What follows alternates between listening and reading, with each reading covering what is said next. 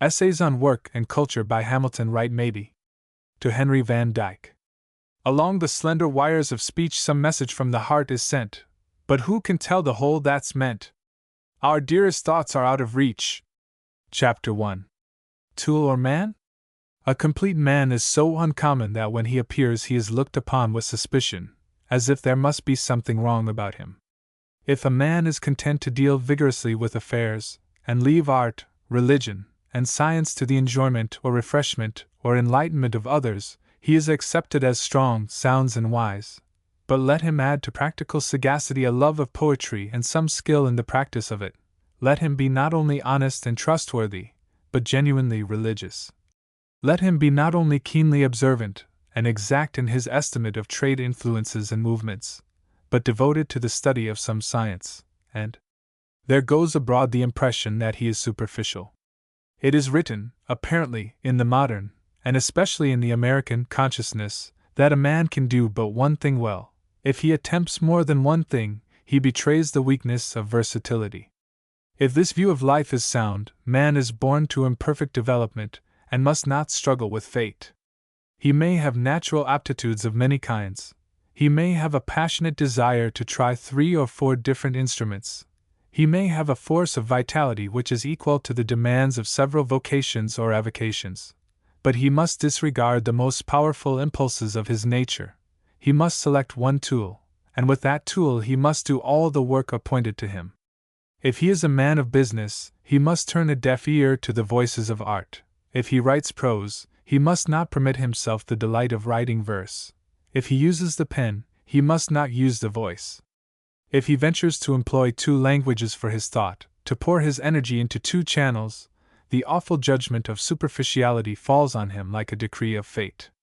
So fixed has become the habit of confusing the use of manifold gifts with mere dexterity that men of quality and power often question the promptings which impel them to use different or diverse forms of expression, as if a man were born to use only one limb and enjoy only one resource in this many-sided universe.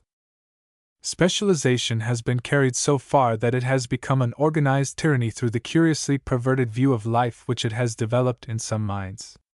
A man is permitted, in these days, to cultivate one faculty or master one field of knowledge, but he must not try to live a whole life, or work his nature out on all sides, under penalty of public suspicion and disapproval. If a Pericles were to appear among us, he would be discredited by the very qualities which made him the foremost public man of his time among the most intelligent and gifted people who have yet striven to solve the problems of life. If Michelangelo came among us, he would be compelled to repress his tremendous energy or face the suspicion of the critical mind of the age. It is not permitted a man, in these days, to excel in painting, sculpture, architecture, and sonnet writing. If, in addition, such a man were to exhibit moral qualities of a very unusual order, he would deepen the suspicion that he was not playing the game of life fairly, for there are those who have so completely broken life into fragments that they not only deny the possibility of the possession of the ability to do more than one thing well, but the existence of any kind of connection between character and achievement.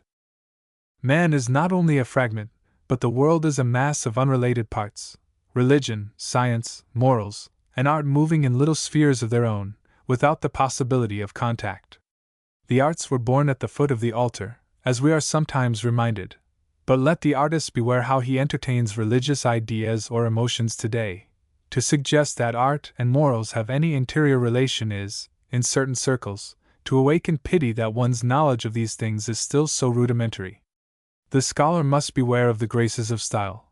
If, like the late master of Balliol, he makes a translation so touched with distinction and beauty that it is likely to become a classic in the language in which it is newly lodged, there are those who look askance at his scholarship.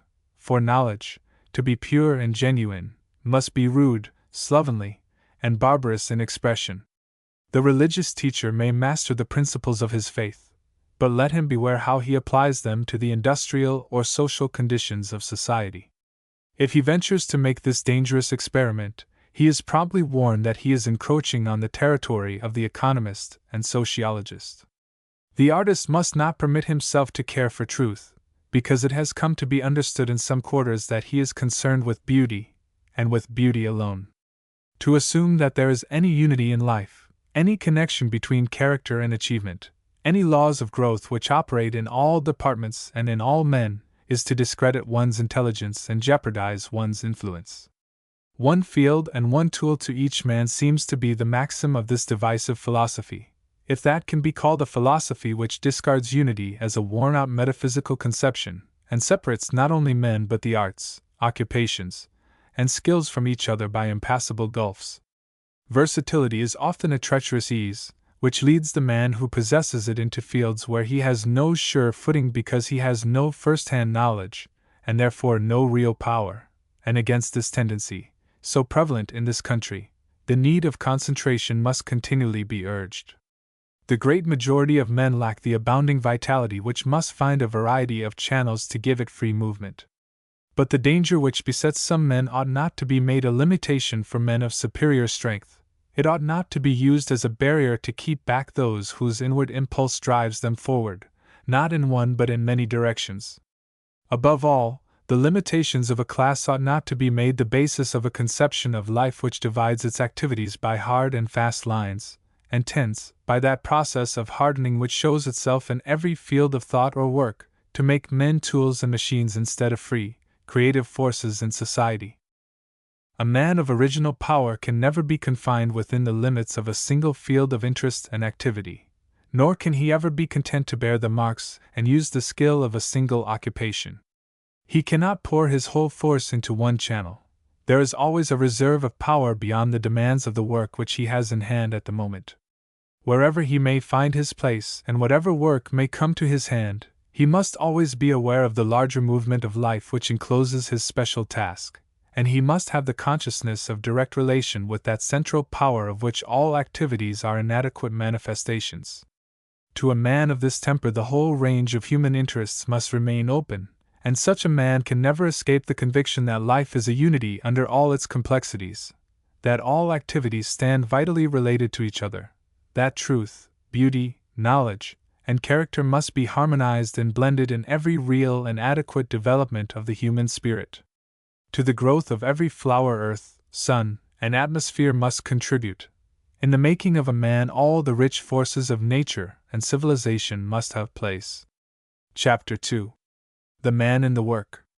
The general mind possesses a kind of divination which discovers itself in those comments, criticisms, and judgments which pass from man to man through a wide area and sometimes through long periods of time. The opinion which appears at first glance to be an expression of materialism often shows, upon closer study, an element of idealism or a touch of spiritual discernment. It is customary, for instance, to say of a man that he lives in his works, as if the enduring quality of his fame rested in and was dependent upon the tangible products of his genius or his skill. There is truth in the phrase even when its scope is limited to this obvious meaning, but there is a deeper truth behind the truism, the truth that a man lives in his works, not only because they commemorate but because they express him. They are products of his skill, but they are also the products of his soul. The man is revealed in them, and abides in them, not as a statue in a temple, but as a seed in the grain and the fruit. They have grown out of him, and they uncover the secrets of his spiritual life. No man can conceal himself from his fellows. Everything he fashions or creates interprets and explains him. This deepest significance of work has always been divined even when it has not been clearly perceived. Men have understood that there is a spiritual quality even in the most material products of a man's activity, and, even in ruder times, they have discerned the inner relation of the things which a man makes with the man himself.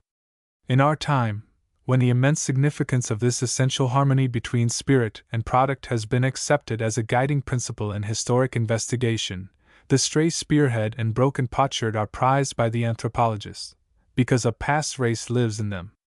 The lowest and commonest kind of domestic vessels and implements disclose to the student of today not only the stage of manual skill which their makers had reached, but also the general ideas of life which those makers held. When it comes to the higher products, character, temperament, and genius are discerned in every mutilated fragment. The line on an urn reveals the spirit of the unknown sculptor who cut it in the enduring stone. It has often been said that if every memorial of the Greek race save the Parthenon had perished, it would be possible to gain a clear and true impression of the spiritual condition and quality of that race. The great artists are the typical and representative men of the race, and whatever is true of them is true, in a lesser degree, of men in general. There is in the work of every great sculptor, painter, writer, composer, architect, a distinctive and individual manner so marked and unmistakable as to identify the man whenever and wherever a bit of his work appears. If a statue of Phidias were to be found without any mark of the sculptor upon it, there would be no delay in determining whose work it was. No educated musician would be uncertain for a moment about a composition of Wagner's if he heard it for the first time without knowledge of its source, nor would a short story from the hand of Hawthorne remain unclaimed a day after its publication. Now, this individual manner and quality, so evident that it is impossible not to recognize it whenever it appears, is not a trick of skill. It has its source in a man's temperament and genius. It is the subtlest and most deep-going disclosure of his nature. In so far as a spiritual quality can be contained and expressed in any form of speech known among men, and all the arts are forms of speech, that which is most secret and sacred in a man is freely given to the world in his work. Work is sacred, therefore, not only because it is the fruit of self-denial, patience, and toil, but because it uncovers the soul of the worker. We deal with each other on so many planes, and have so much speech with each other about things of little moment, that we often lose the sense of the sanctity which attaches to personality whenever it appears. There come moments, however, when some intimate experience is confided to us, and then, in the pause of talk, we become aware that we are in presence of a human soul behind the familiar face of our friend, and that we are on holy ground. In such moments the quick emotion, the sudden thrill, bear eloquent witness to that deeper and diviner life in which we all share, but of which we rarely seem aware. This perception of the presence of a man's soul comes to us when we stand before a true work of art. We not only uncover our heads, but our hearts are uncovered as well. Here is one who through all his skill speaks to us in a language which we understand, but which we rarely hear. A great work of art not only liberates the imagination, but the heart as well, for it speaks to us more intimately than our friends are able to speak, and that reticence which holds us back from perfect intercourse when we look into each other's faces vanishes. A few lines read in the solitude of the woods, or before the open fire, often kindle the emotion and imagination which slumber within us. In companionship with the greatest minds our shyness vanishes. We not only take but give with unconscious freedom. When we reach this stage we have reached the man who lives not only by but in the work, and whose innermost nature speaks to us and confides in us through the form of speech which he has chosen. The higher the quality of the work, the clearer the disclosure of the spirit which fashioned it, and gave it the power to search and liberate.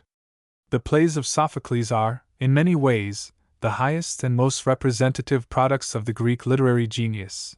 They show that genius at the moment when all its qualities were in harmony and perfectly balanced between the spiritual vision which it formed of life, and the art form to which it commits that precious and impalpable possession. One of the distinctive qualities of these plays is their objectivity, their detachment from the moods and experiences of the dramatist.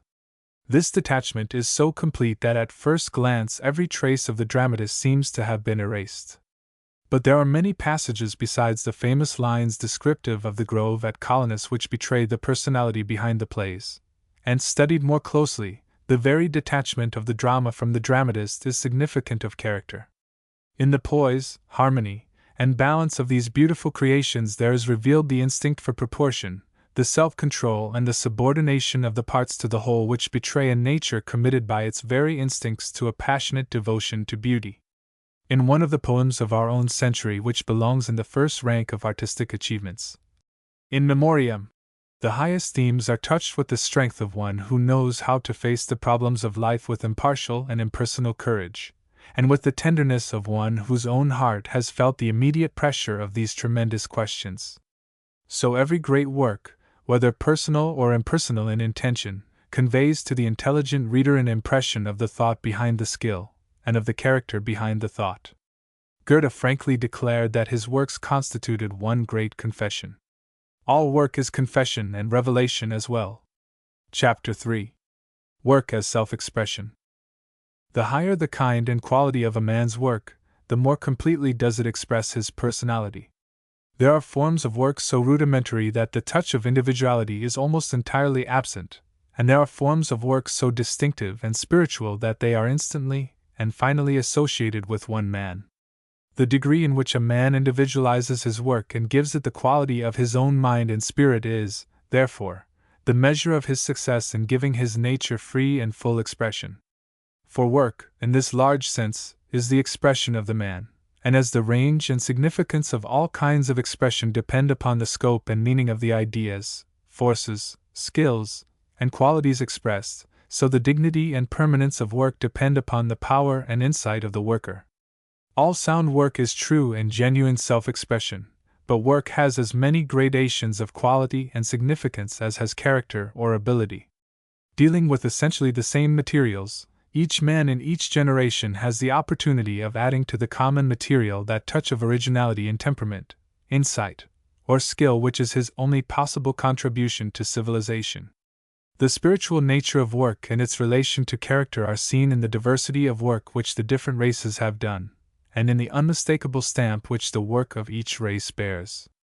First as a matter of instinct, and later as a matter of intelligence, each race has followed, in its activities, the lines of least resistance, and put its energies forth in ways which were most attractive because they offered the freest range and were nearest at hand. The attempt of some historians of a philosophical turn of mind to fit each race into a category and to give each race a sharply defined sphere of influence has been carried too far, and has discredited the effort to interpret arbitrarily the genius of the different races and to assign arbitrarily their functions. It remains true, however, that, in a broad sense, each race has had a peculiar quality of mind and spirit which may be called its genius, and each has followed certain general lines and kept within certain general limits in doing its work. The people who lived on the great plains of Central Asia worked in a different temper and with wide divergence of manner from the people who lived on the banks of the Nile, and the Jew, the Greek, and the Roman showed their racial differences as distinctly in the form and quality of their work as in the temper of their mind and character. And thus, on a great historical scale, the significance of work as an expression of character is unmistakably disclosed. In this sense, work is practically inclusive of every force and kind of life, since every real worker puts into it all that is most distinctive in his nature. The moral quality contributes sincerity, veracity, solidity of structure. The intellectual quality is disclosed in order, lucidity, and grasp of thought. The artistic quality is seen in symmetry, proportion, beauty of construction and of detail. The spiritual quality is revealed in depth of insight and the scope of relationships brought into view between the specific work and the world in which it is done. In work of the finer order, dealing with the more impressionable material, there are discoverable not only the character and quality of the worker, but the conditions under which he lives, the stage of civilization, the vigor or languor of vital energy, the richness or poverty of social life, the character of the soil and of the landscape, the pallor or the bloom of vegetation, the shining or the veiling of the skies. So genuinely and deeply does a man put himself into the thing he does that whatever affects him affects it, and all that flows into him of spiritual, human, and natural influence flows into, and is conserved by it. A bit of work of the highest quality is a key to a man's life because it is the product of that life, and it brings to light that which is hidden in the man as truly as the flower lays bare to the sun that which was folded in the seed. What a man does is, therefore, an authentic revelation of what he is, and by their works men are fairly and rightly judged. For this reason no man can live in any real sense who fails to give his personality expression through some form of activity. For action in some field is the final stage of development, and to stop short of action, to rest in emotion or thought, is to miss the higher fruits of living and to evade one's responsibility to himself as well as to society. The man whose artistic instinct is deep cannot be content with those visions which rise out of the deeps of the imagination and wait for that expression which shall give them objective reality. The vision brings with it a moral necessity which cannot be evaded without serious loss. Indeed, the vitality of the imagination depends largely upon the fidelity with which its images are first realized in thought, and then embodied by the hand. To comprehend what life means in the way of truth and power, one must act as well as think and feel. For action itself is a process of revelation, and the sincerity and power with which a man puts forth that which is disclosed to him determine the scope of the disclosure of truth which he receives. To comprehend all that life involves of experience, or offers of power, one must give full play to all the force that is in him. It is significant that the men of creative genius are, as a rule, men of the greatest productive power. One marvels at the magnitude of the work of such men as Michelangelo and Rembrandt, as Beethoven and Wagner, as Shakespeare, Balzac, Thackeray, Carlyle, and Browning, not discerning that, as these master workers gave form and substance to their visions and insight, the power to see and to understand deepened and expanded apace with their achievements. Chapter 4. The Pain of Youth. It is the habit of the poets, and of many who are poets neither in vision nor in faculty, to speak of youth as if it were a period of unshadowed gaiety and pleasure, with no consciousness of responsibility and no sense of care. The freshness of feeling, the delight in experience, the joy of discovery, the unspent vitality which welcomes every morning as a challenge to one's strength, invest youth with a charm which art is always striving to preserve, and which men who have parted from it remember with a sense of pathos, for the morning of life comes but once, and when it fades something goes which never returns. There are ample compensations, there are higher joys and deeper insights and relationships, but a magical charm which touches all things and turns them to gold, vanishes with the morning. In reaching its perfection of beauty, the flower must part with the dewy promise of its earliest growth. All this is true of youth, which in many ways symbolizes the immortal part of man's nature, and must be, therefore, always beautiful and sacred to him. But it is untrue that the sky of youth has no clouds and the spirit of youth no cares. On the contrary, no period of life is in many ways more painful. The finer the organization and the greater the ability, the more difficult and trying the experiences through which the youth passes. George Eliot has pointed out a striking peculiarity of childish grief in the statement that the child has no background of other griefs against which the magnitude of its present sorrow may be measured. While that sorrow lasts, it is complete, absolute, and hopeless, because the child has no memory of other trials endured, of other sorrows survived. In this fact about the earliest griefs lies the source also of the pains of youth.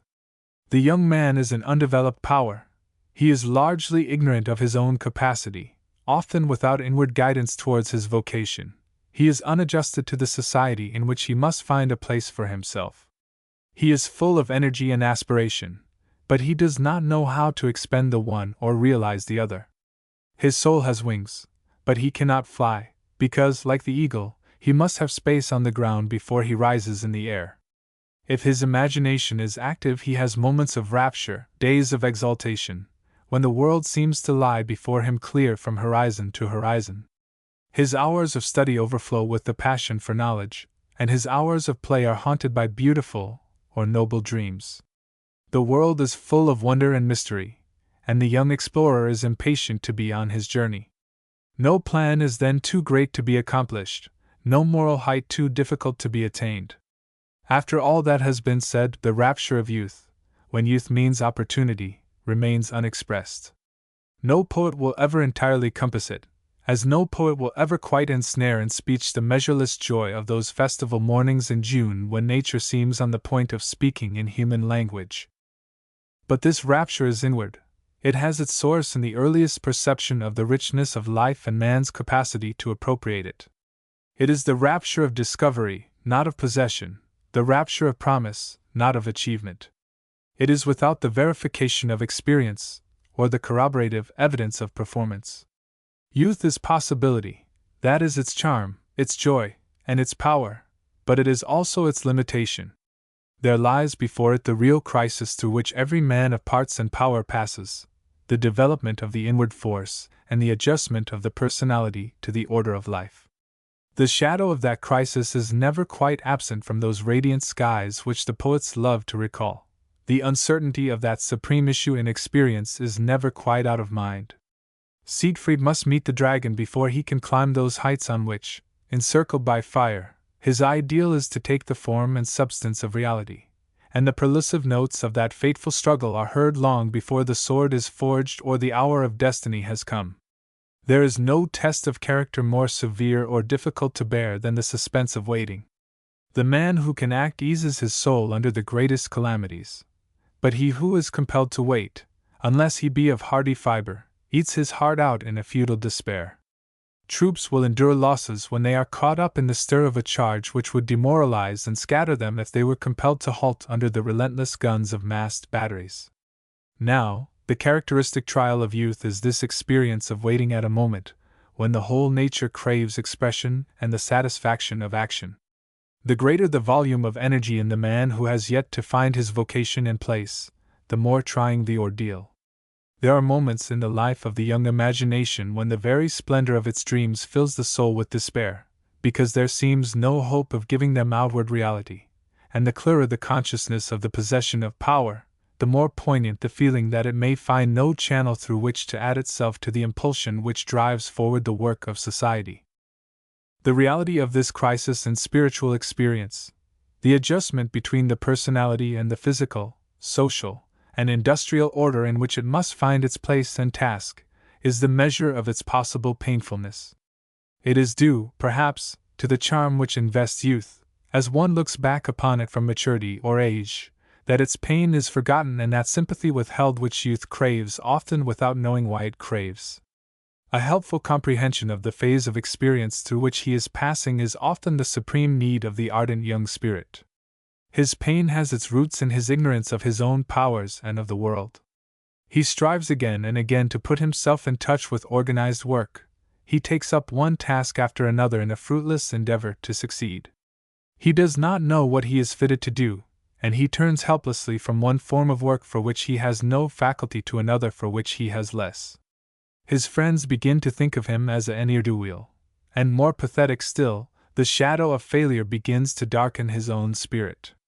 And yet it may be that in this halting, stumbling, ineffective human soul, vainly striving to put its hand to its task, there is some rare gift, some splendid talent, waiting for the ripe hour and the real opportunity.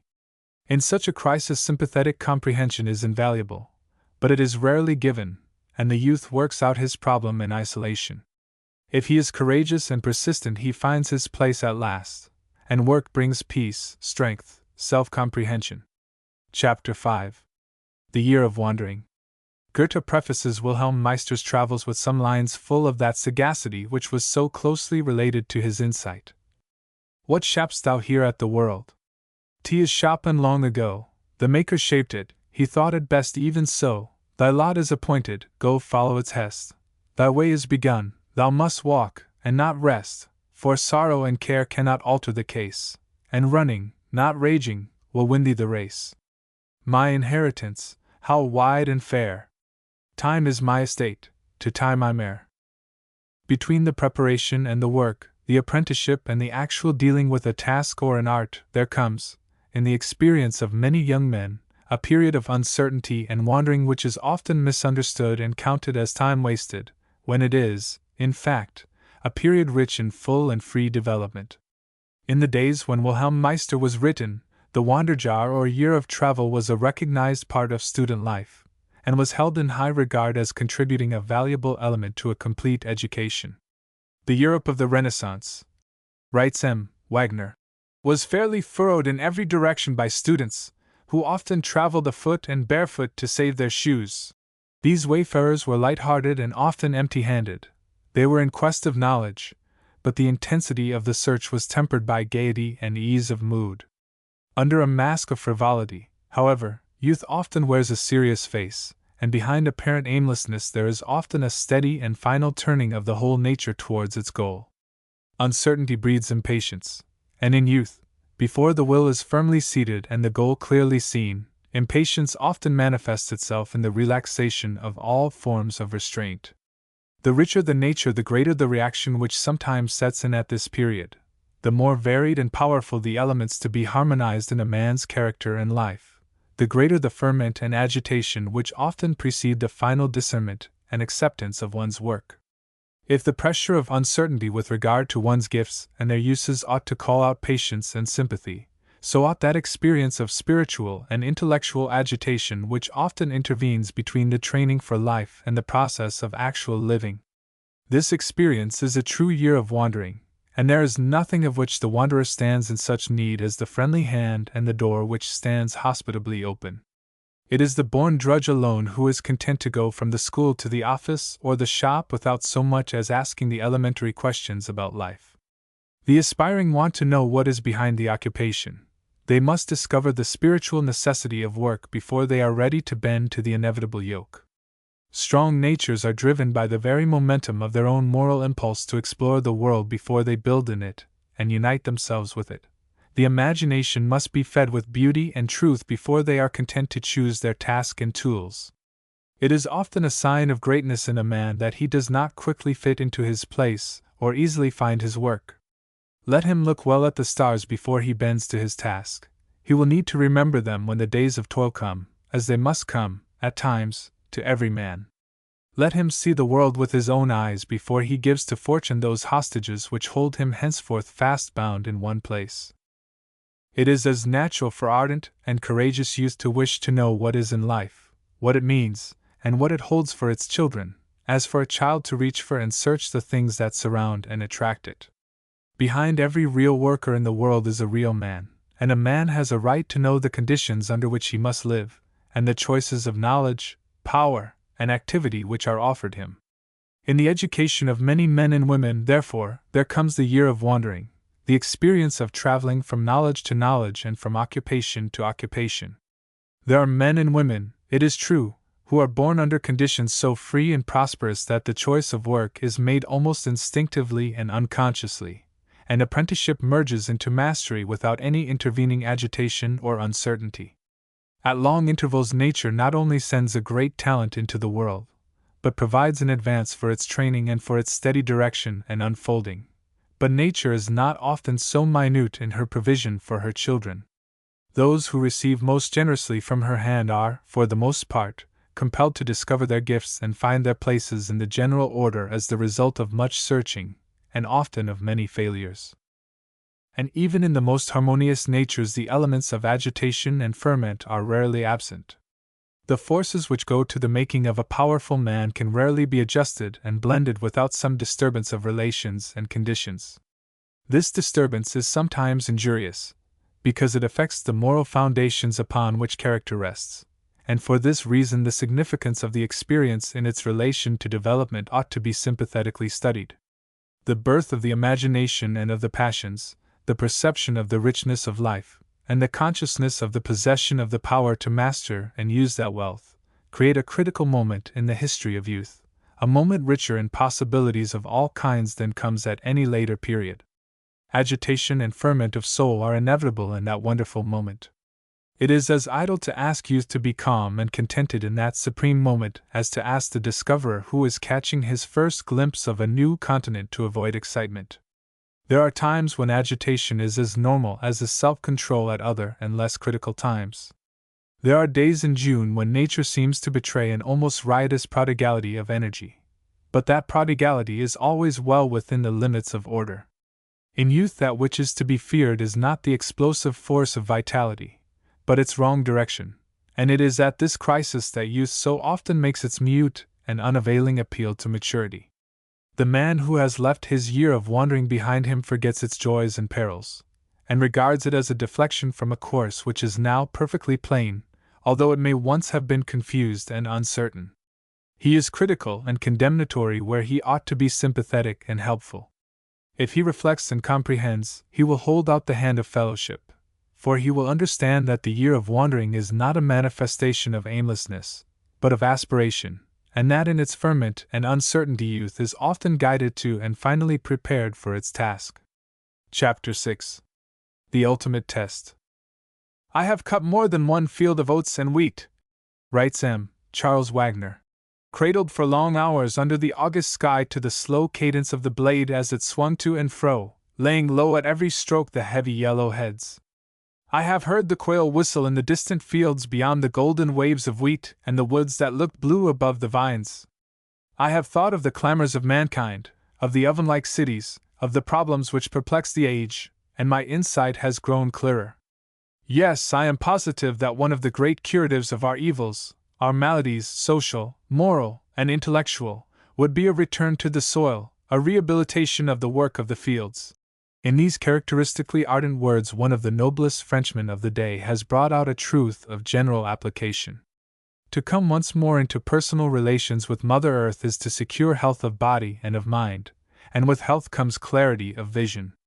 To touch the soil as a worker is to set all the confined energies of the body free, to incite all its functions to normal activity, to secure that physical harmony which results from a full and normal play of all the physical forces on an adequate object.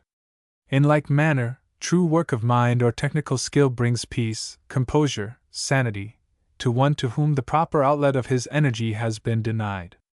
To youth, possessed by an almost riotous vitality, with great but unused powers of endurance and of positive action, the finding of its task means concentration of energy instead of dissipations, directness of action instead of indecision, conscious increase of power instead of deepened sense of inefficiency, and the happiness which rises like a pure spring from the depths of the soul when the whole nature is poised and harmonized. The torments of uncertainty, the waste and disorder of the period of ferment, give place to clear vision, free action, natural growth. There are few moments in life so intoxicating as those which follow the final discovery of the task one is appointed to perform. It is a true homecoming after weary and anxious wandering. It is the lifting of the fog off a perilous coast. It is the shining of the sun after days of shrouded sky. The storm and stress period is always interesting because it predicts the appearance of a new power, and men instinctively love every evidence of the greatness of the race, as they instinctively crave the disclosure of new truth. In the reaction against the monotony of formalism and of that deadly conventionalism which is the peril of every accepted method in religion, art, education, or politics, men are ready to welcome any revolt, however extravagant. Too much life is always better than too little, and the absurdities of young genius are nobler than the selfish prudence of aged sagacity. The wild days at Weimar which Klopstock looked at askance, and not without good reason, the excess of passion and action in Schiller's Robbers, the turbulence of the young romanticists, with long hair and red waistcoats, crowding the Théâtre Français to compel the acceptance of Hernani. These stormy dawns of the new day in art are always captivating to the imagination. Their interest lies, however, not in their turbulence and disorder, but in their promise. If real achievements do not follow the early outbreak, the latter are soon forgotten. If they herald a new birth of power, they are fixed in the memory of a world which, however slow and cold, loves to feel the fresh impulse of the awakening human spirit. The wild days at Weimar were the prelude to a long life of sustained energy and of the highest productivity. The Robbers was soon distanced and eclipsed by the noble works of one of the noblest of modern spirits, and to the extravagance of the ardent French romanticists of 1832 succeeded those great works in verse and prose which have made the last half-century memorable in French literary history. It is the fruitage of work, not the wild play of undirected energy, which gives an epoch its decisive influence, and a man his place and power. Both aspects of the storm and stress period need to be kept in mind. When it is tempted to condemn too sternly the extravagance of such a period, society will do well to recall how often this undirected or ill-directed play of energy has been the forerunner of a noble putting forth of creative power. And those who are involved in such an outpouring of new life, on the other hand, will do well to remember that extravagance is never the sign of art, that license is never the liberty which sets free the creative force, that storm and stress is, at the best, only a promise of sound work, and that its importance and reality depend entirely upon the fruit it bears. The decisive test, in other words, comes when a man deals, in patience and fidelity, with the task which is set before him. Up to this point his life, however rich and varied, has been a preparation. Now comes that final trial of strength which is to bring into clear light whatever power is in him, be that power great or small. If work had no other quality, the fact that it settles a man's place among men would invest it with the highest dignity, for a man's place can be determined only by a complete unfolding and measurement of all the powers that are in him, and this process of development must have all the elements of the highest moral process.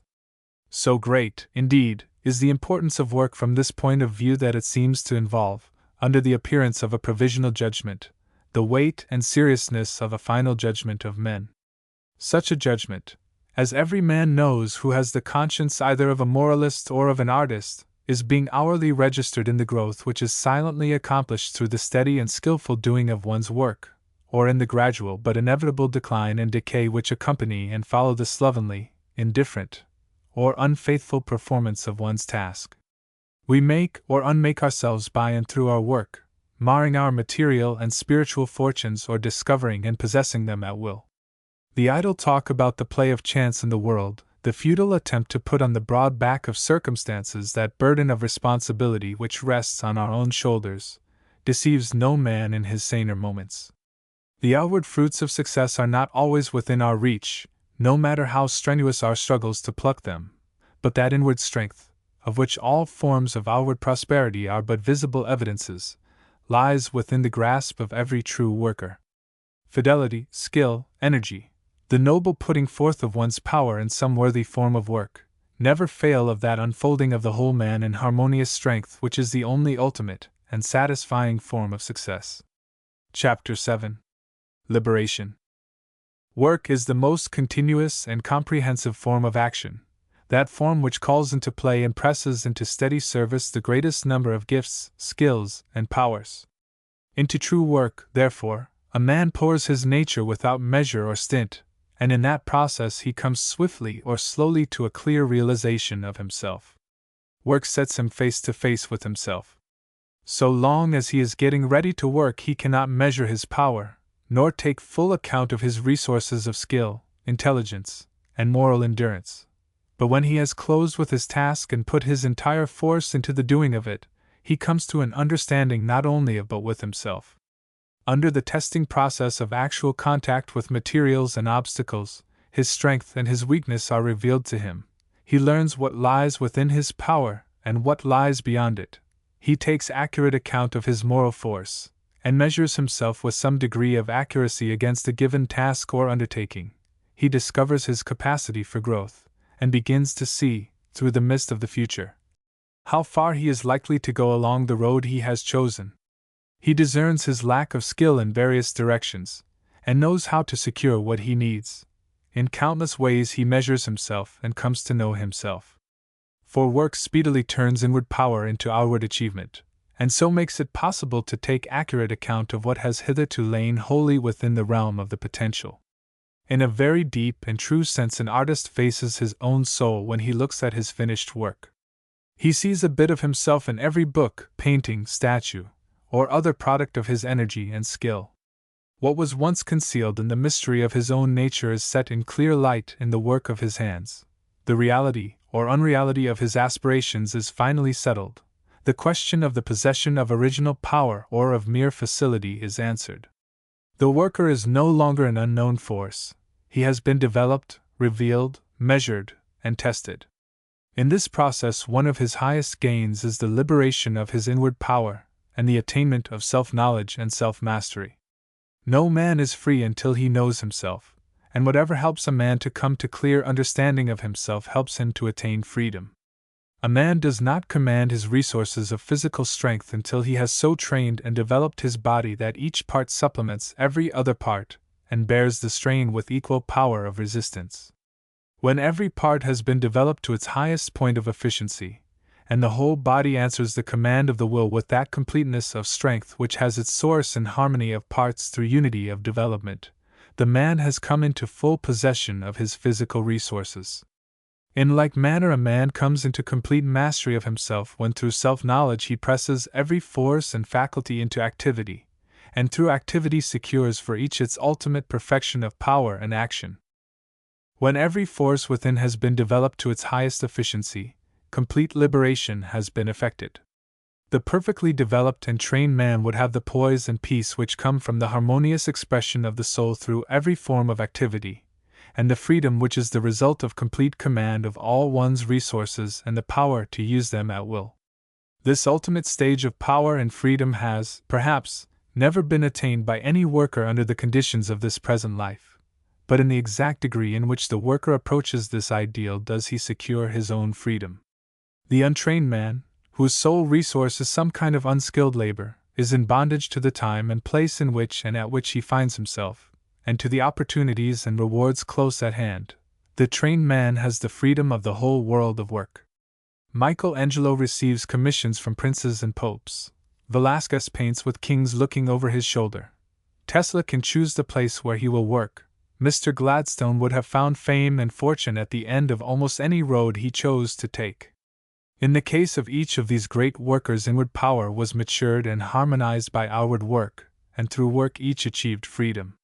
No man is free until he can dispose of himself, until he is sought after instead of seeking, until, in the noblest sense of the words, he commands his own price in the world.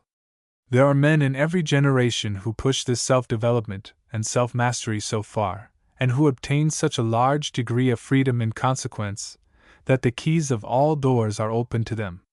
We call such men masters, not to suggest subjection to them, but as an instinctive recognition of the fact that they have secured emancipation from the limitations from which most men never escape. In a world given over to apprenticeship, these heroic spirits have attained the degree of mastership. They have not been carried to commanding positions by happy tides of favorable circumstance. They have not stumbled into greatness. They have attained what they have secured, and they hold it by virtue of superior intelligence, skill, and power. They possess more freedom than their fellows because they have worked with finer insight, with steadier persistence, and with more passionate enthusiasm. They are masters because they are free, but their freedom was bought with a great price. Chapter 8. The larger education.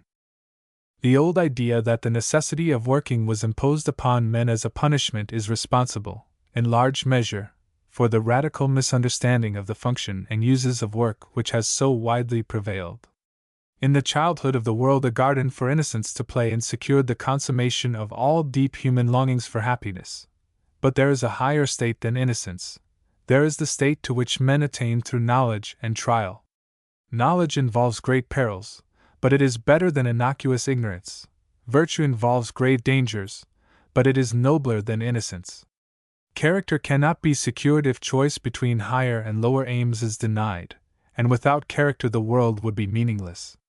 There can be no unfolding of character without growth, and growth is inconceivable without the aid of work.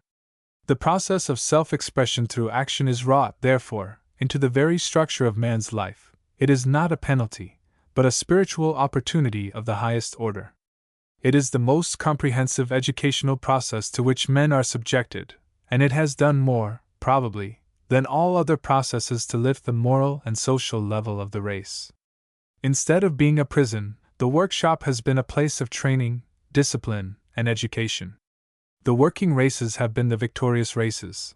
The non-working races have been the subject races. Wandering peoples who trust to what may be called geographical luck for a living often develop strong individual qualities and traits, but they never develop a high degree of social or political organization, nor do they produce literature and art. The native force of imagination which some semi-civilized races seem to possess never becomes creative until it is developed and directed by training. Education is as essential to greatness of achievement in any field as the possession of gifts of genius. An untrained race, like an untrained man, is always at an immense disadvantage, not only in the competition of the world, but in the working out of individual destiny. The necessity for work is so far from being a penalty that it must be counted the highest moral opportunity open to men, and therefore, one of the divinest gifts offered to the race. The apparent freedom of nomadic peoples is seen, upon closer view, to be a very hard and repulsive bondage. The apparent servitude of working peoples is seen to be, upon closer view, an open road to freedom. There is no real freedom save that which is based upon discipline. The chance to do as one pleases is not liberty, as so many people imagine. Liberty involves knowledge, self-mastery, capacity for exertion, power of resistance. Emerson uncovered the fundamental conception when he declared that character is our only definition of freedom and power. Now, character is always the product of an educational process of some kind. Its production involves tests, trials, temptations, toils. It does not represent innocence, but that which is higher and more difficult of attainment, virtue. Innocence is the starting point in life, virtue is the goal. Between these 2 points lies that arduous education which is effected, for most men, chiefly by and through work. In comparison with the field, the shop, the factory, the mine, and the sea, the school has educated a very inconsiderable number. The vast majority of the race have been trained by toil. On the farm, in the innumerable factories, in offices and stores, on seagoing craft of all kinds, and in the vast field of land transportation, the race, as a rule, has had its education in those elemental qualities which make organized society possible. When the race goes to its work in the morning, it goes to its school, and the chief result of its toil is not that which it makes with its hands, but that which it slowly and unconsciously creates within itself. It is concerned with the product of its toil, with soil, seed, or grain, with wood, paper, metal, or stone, with processes and forces, but in the depths of the worker's nature there is a moral deposit of habit, quality, temper, which is the invisible moral result of his toil.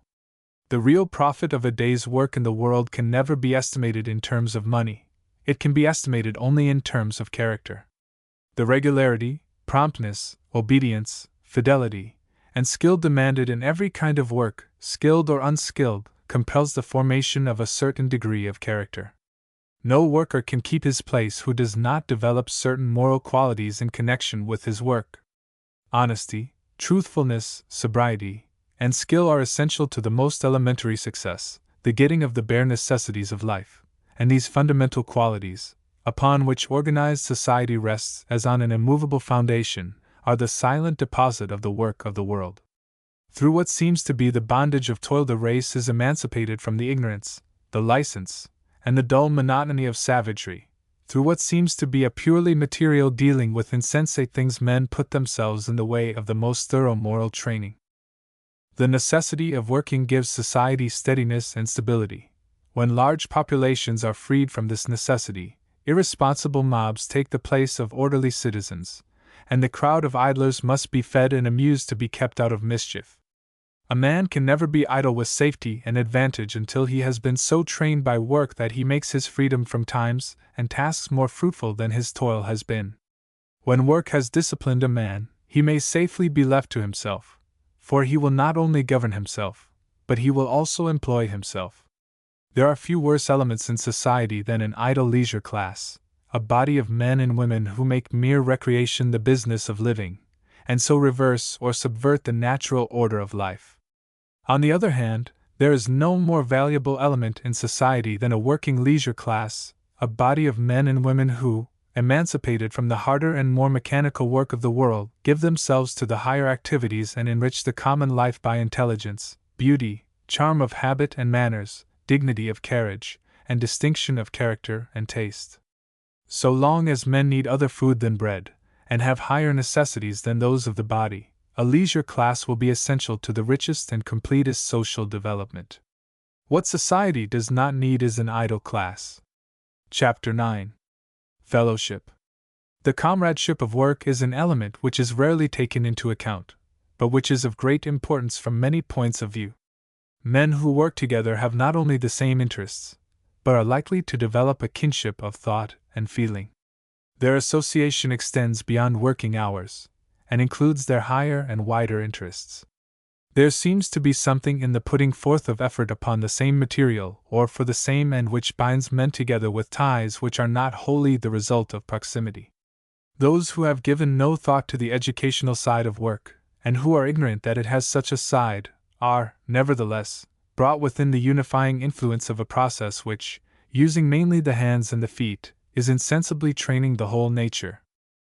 There is a deeper unity in the work of the world than has been clearly understood as yet. There is that vital unity which binds together those who are not only engaged in a common task, but who are also involved in a common spiritual process. The very necessity of work carries with it the implication of an incomplete world and an imperfectly developed society. The earth was not finished when it was made ready for the appearance of man. It will not be finished until man has done with it. In the making of the world, man has his part. Here, as elsewhere, he meets God and co-operates with him, the divine and the human combining to perfect the process of unfolding and evolution. Until the work of men has developed it, the earth is raw material. It is full of power, But that power is not conserved and directed, it is full of the potentialities of fertility, but there are no harvests. All manner of possibilities both of material and spiritual uses are in it, food, or force, beauty, but these possibilities must await the skill of man before they can be turned into wealth, comfort, art, civilization. God gives the earth as a mine, and man must work it, as a field, and man must till it, as a reservoir of force, and man must make connection with it, as the rough material out of which order, symmetry, utility, beauty, culture may be wrought, and men must unfold these higher uses by intelligence, skill, toil, and character. At some time every particle of the civilized world has been like the old frontier on this continent, and men have reclaimed either the desert or the wilderness by their heroic sacrifices and labors. It is a misuse of language, therefore, to say that the world is made. It is not made, because it is being made century by century through the toil of successive generations. Now, this creative process, in which God and men unite, is what we call work. It is not a process introduced among men as an afterthought or as a form of punishment. It was involved in the initial creative act, and it is part of the complete creative act. The conception of a process of development carries with it the idea, not of a finished but of an unfinished world. It interprets history not as a record of persons and events separate from the stage upon which they appear, like actors on the boards, but as the story of the influence of an unfinished world upon an undeveloped race, and of the marvelous unfolding through which the hidden powers and qualities of the material and the worker are brought into play. Work becomes, therefore, not only a continuation of the divine activity in the world, but a process inwrought in the very constitution of that world. Growth is the divinest element in life, and work is one of the chief factors in growth. The earth is, therefore, in its full unfolding and its final form, the joint product of the love and power of God and of the toil and sacrifice of men. The creative purpose is not accomplished in a single act, it is being wrought out through a long progression of acts, and in this continuous process God and men are brought together in a way which makes the labor of the hand the work also of the Spirit. If one reflects on all that this intimate cooperation of the divine and the human in the fields, the factories, and the shops means, the nobility of work and its possibilities of spiritual education become impressively clear. In this fellowship men are trained in ways of which they are insensible. Spiritual results are accomplished within them of which they are unconscious. The infinite is nowhere more beneficently present than in the strain and anguish of toil, and the necessity of putting forth one's strength in some form of activity is not a hardship but a divine opportunity. To well-conditioned men work is a joy. Under normal conditions, for healthful men, it is always a joy. The spiritual meaning behind the hard face which toil wears makes itself dimly understood at times, and men sing at their tasks not only out of pure exuberance of good spirits and sound health, but because there is something essentially rhythmical and harmonious in their toil. The song of the sailor at the windlass is a song of fellowship, an expression of the deepened consciousness of strength and exhilaration which come from standing together in a joint putting forth of strength. When a man honestly gives himself to any kind of work, he makes himself one with his fellows in the creative process. He enters into deepest fellowship with the race. And, as in the intimacy of the family, in its structure and habit, there lies a very deep and rich educational process, so in the community of work there lies a training and enrichment which go to the very center of the individual life. The ideal development involves harmonious adjustment of the man to the world, through complete development of his personality and through complete unity with the race. And the deepest and most fruitful living is denied those who fail of entire unfolding in either of these hemispheres, which together make up the perfect whole. In genuine culture, solitude and society must both find place. A man must secure the strength and poise which enable him to stand alone, and he must also unite himself in hand, mind, and heart with his fellows. In isolation the finer parts of nature wither, in fellowship they bear noble fruitage. To work in one's day with one's fellows, to accept their fortune, bear their burdens, perform their tasks, and accept their rewards, to be one with them in the toil, sorrow, and joy of life, is to put oneself in the way of the richest growth and the purest happiness. Chapter 10. Work and Pessimism. When perils thickened about him and the most courageous grew faint-hearted, Francis Drake's favorite phrase was, It matters not, God hath many things in store for us. No man ever wore a more dauntless face in the presence of danger than the great adventurer who destroyed the foundations of Spanish power in this continent, and whose smile always grew sweeter as the situation grew more desperate. That smile carried the conviction of ultimate safety to a crew which was often on the verge of despair. Its serenity and confidence were contagious. It conveyed the impression, in the blackest hour, that the leader knew some secret way of escape from encircling peril. He knew, as a rule, no more than his men knew, but as danger deepened, his genius became energized to the utmost quickness of discernment and the utmost rapidity of action. He had no time for despair. He had only time for decision and action. In his dying hour, on a hostile sea, half a hemisphere from home, he arose, dressed himself, and called for his arms, falling before the only foe to whom he ever yielded with the same dauntless courage which had made him the master of untraveled seas and the terror of a continent. He so completely identified himself with the work he had in hand that he sapped the very sources of fear. Such heroic self-forgetfulness is not the exclusive possession of men of action. It lies within the reach of any man who is strong enough to grasp it. Two writers of our time have nobly worn this jewel of courage in the eyes of the world. John Addington Symonds was for many years an invalid whose life hung on a thread. He had youth, gifts of a high order, culture, ambition, but a desolating shadow blackened the landscape of his life. He might have yielded to the lassitude which came with his disease. He might have become embittered and poured his sorrows into the ear of the world, as too many less burdened men and women have done in these recent decades. Instead of accepting these weak alternatives and wasting his brief years in useless complainings, he plucked opportunity out of the very jaws of death, found in the high Alps the conditions most favorable for activity, and poured his life out in work of such sustained interest and value that he laid the English reading peoples under lasting obligations. In spite of his invalidism, he achieved more than most men who live out the full period of life in complete possession of their powers. In like manner, disease touched Robert Louis Stevenson in his early prime, and would have daunted a spirit less gallant than his. He bore himself in the presence of death, as a dashing leader bears himself in the presence of an overwhelming foe.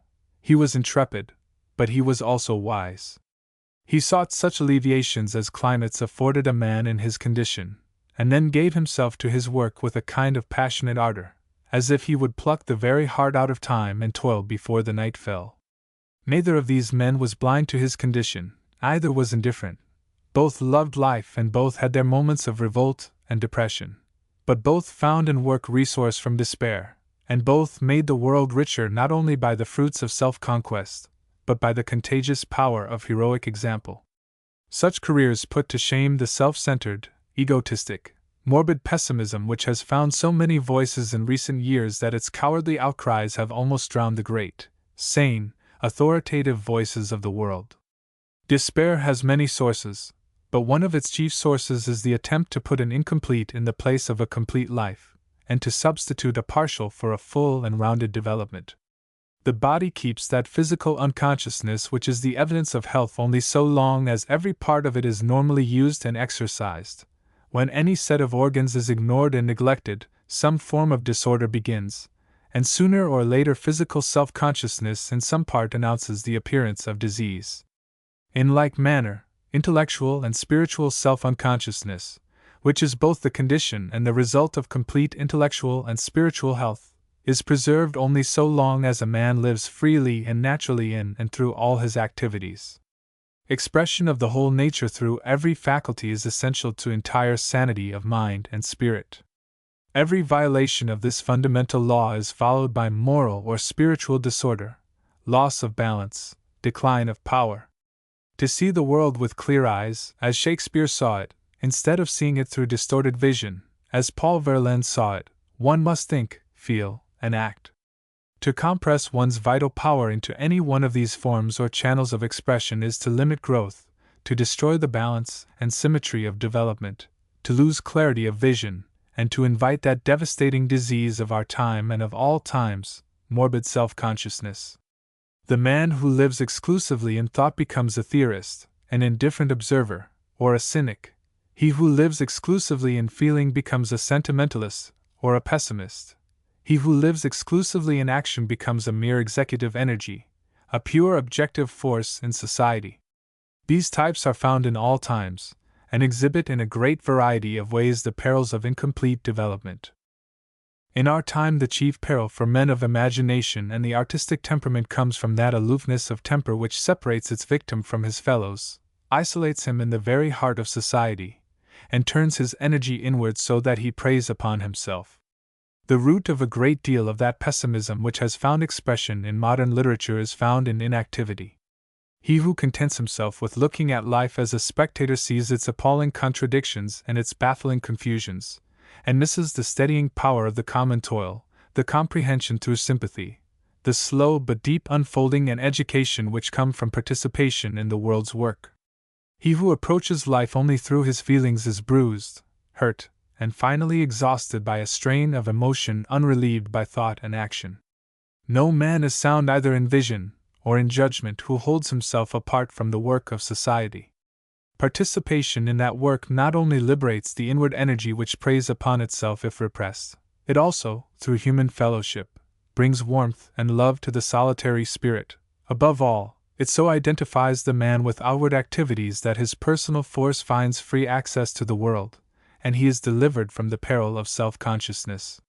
He who cares supremely for some worthy activity and gives himself to it has no time to reflect on his own woes, and no temptation to exaggerate his own claims.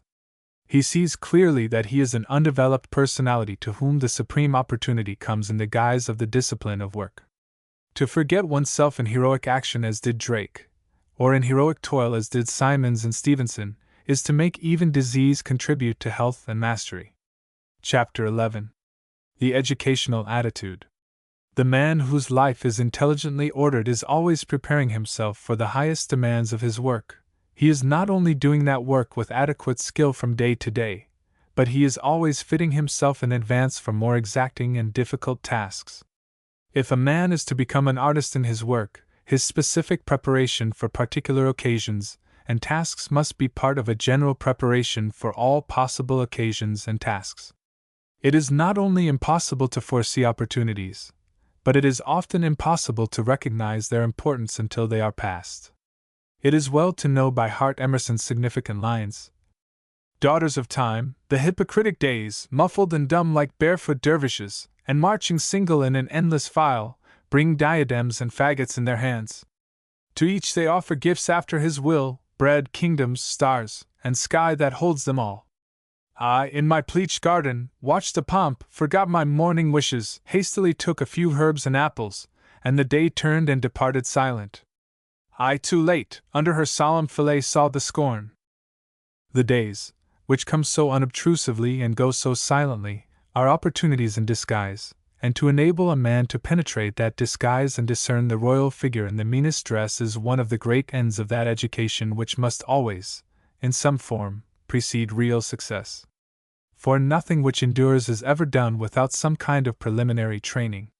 Men do not happen, by chance, upon greatness, they achieve it. Noble work of any kind is the fruit of laborious apprenticeship, and from the higher forms of success the idler and the amateur are forever shut out. A man often enters a new field or takes up a new tool with surprising facility and power, but in these cases the man is only carrying into a fresh field the skill already acquired elsewhere.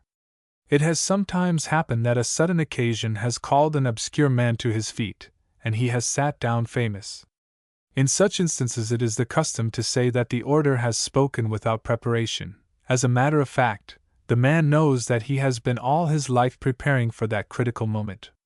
If he had not risen full of his theme, with the rich material of noble speech within reach of his memory or imagination, he would have left the hour empty and unmarked. In such a moment a man rises as high as the reach of his nature and no higher, and the reach of his nature depends on the training he has given himself. The hour for commanding speech comes to the politician, whose study of public affairs is chiefly a study of the management of his constituents, and he sits down as empty as he arose. The same hour, arriving unexpectedly to Burke or Webster, draws upon vast accumulations of knowledge, thought, and illustration. In the famous debate with Hayne, Webster had practically but one day in which to prepare his reply to his persuasive and accomplished adversary, but when he spoke it was to put into language for all time the deep conviction of the reality of the national idea. The great orator had scant time to make ready for the greatest opportunity of his life, but in reality, he had been preparing from boyhood to make that immortal speech. Brilliant speeches are often made extemporaneously, but such speeches are never made without long and arduous preparation. The gods sell anything and to everybody at a fair price, says Emerson, and he might have added that they give nothing away. Whatever a man secures in the way of power or fame he pays for in preliminary preparation. Nothing is given him except his native capacity. Everything else he must pay for. To recognize opportunity when it comes, or to make the highest use of it when it is not to be recognized at the moment, involves constant enrichment and education of the whole nature. It is one of the secrets of the higher kind of success to make life interesting, and this secret is committed mainly to those who get the educational value of events, conditions, and relationships. The man who can rationalize his entire experience is in the way of learning the deepest lesson of life and of keeping the keenest interest in all its happenings. A mass of facts exhausts and wearies the student, but when they fall into order, disclose connections, and reveal truth, they awaken enthusiasm. The body of fact without the soul of truth is a dead and repellent thing, but if the soul of truth shine through straightway it becomes vital, companionable, stimulating. Now, the most fruitful preparation for opportunities and tasks of all degrees of importance is that attitude towards life which habitually secures from it the truth behind the experience and the principle behind the fact. Some men are enriched by everything they touch because they seem instinctively to get at the spiritual meaning of events. Other men get nothing but material results from their dealing with the world. One man takes nothing off his broad acres but crops, another harvests his crops with as large results, but harvests also knowledge of the chemistry of nature, appreciation of the landscape beyond his own fields, and those qualities of character which have their root in honest work in the open fields. A striking difference is discernible between two classes of men of business. One class is shrewd, keen, successful, but entirely uninteresting, because it fastens its attention exclusively upon the bare, hard facts of the situation. The other class is not only equally successful, but possesses a rare interest, because it penetrates behind the facts of trade to the laws of trade, studies general conditions, and continually deals with the situation from the point of view of large intelligence. No human being is so entirely devoid of interest to his fellows as the trader who barters one commodity for another without any comprehension of higher values or wider connections.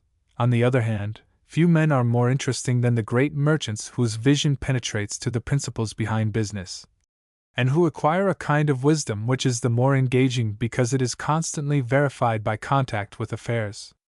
The man who is a trader never gets beyond the profit of his shrewd bargain. The man who trains himself to study general conditions puts himself in the way, not only of great wealth, but of leadership and power. Behind every trade and occupation there are the most intimate human connections. Beneath every trade and occupation there are deep human relationships, and it is only as we discern these fundamental relations and connections that we get at a true conception of the magnitude of the practical activities of society and of their significance in civilization. The man who treats his trade as mere opportunity of making money, without taking into account the service of that trade to men or its relation to the totality of social activities, is as truly antisocial in his spirit and methods as an anarchist.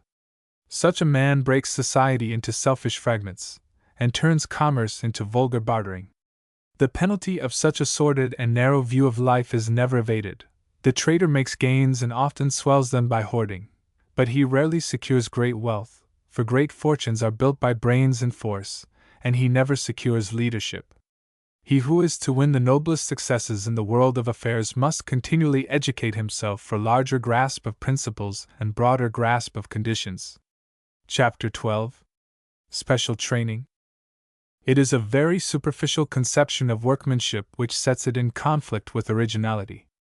There is often an inherent antagonism between the impulse for freedom and spontaneity which is characteristic of genius, and a conventional, hard and fast rule or method of securing certain technical results.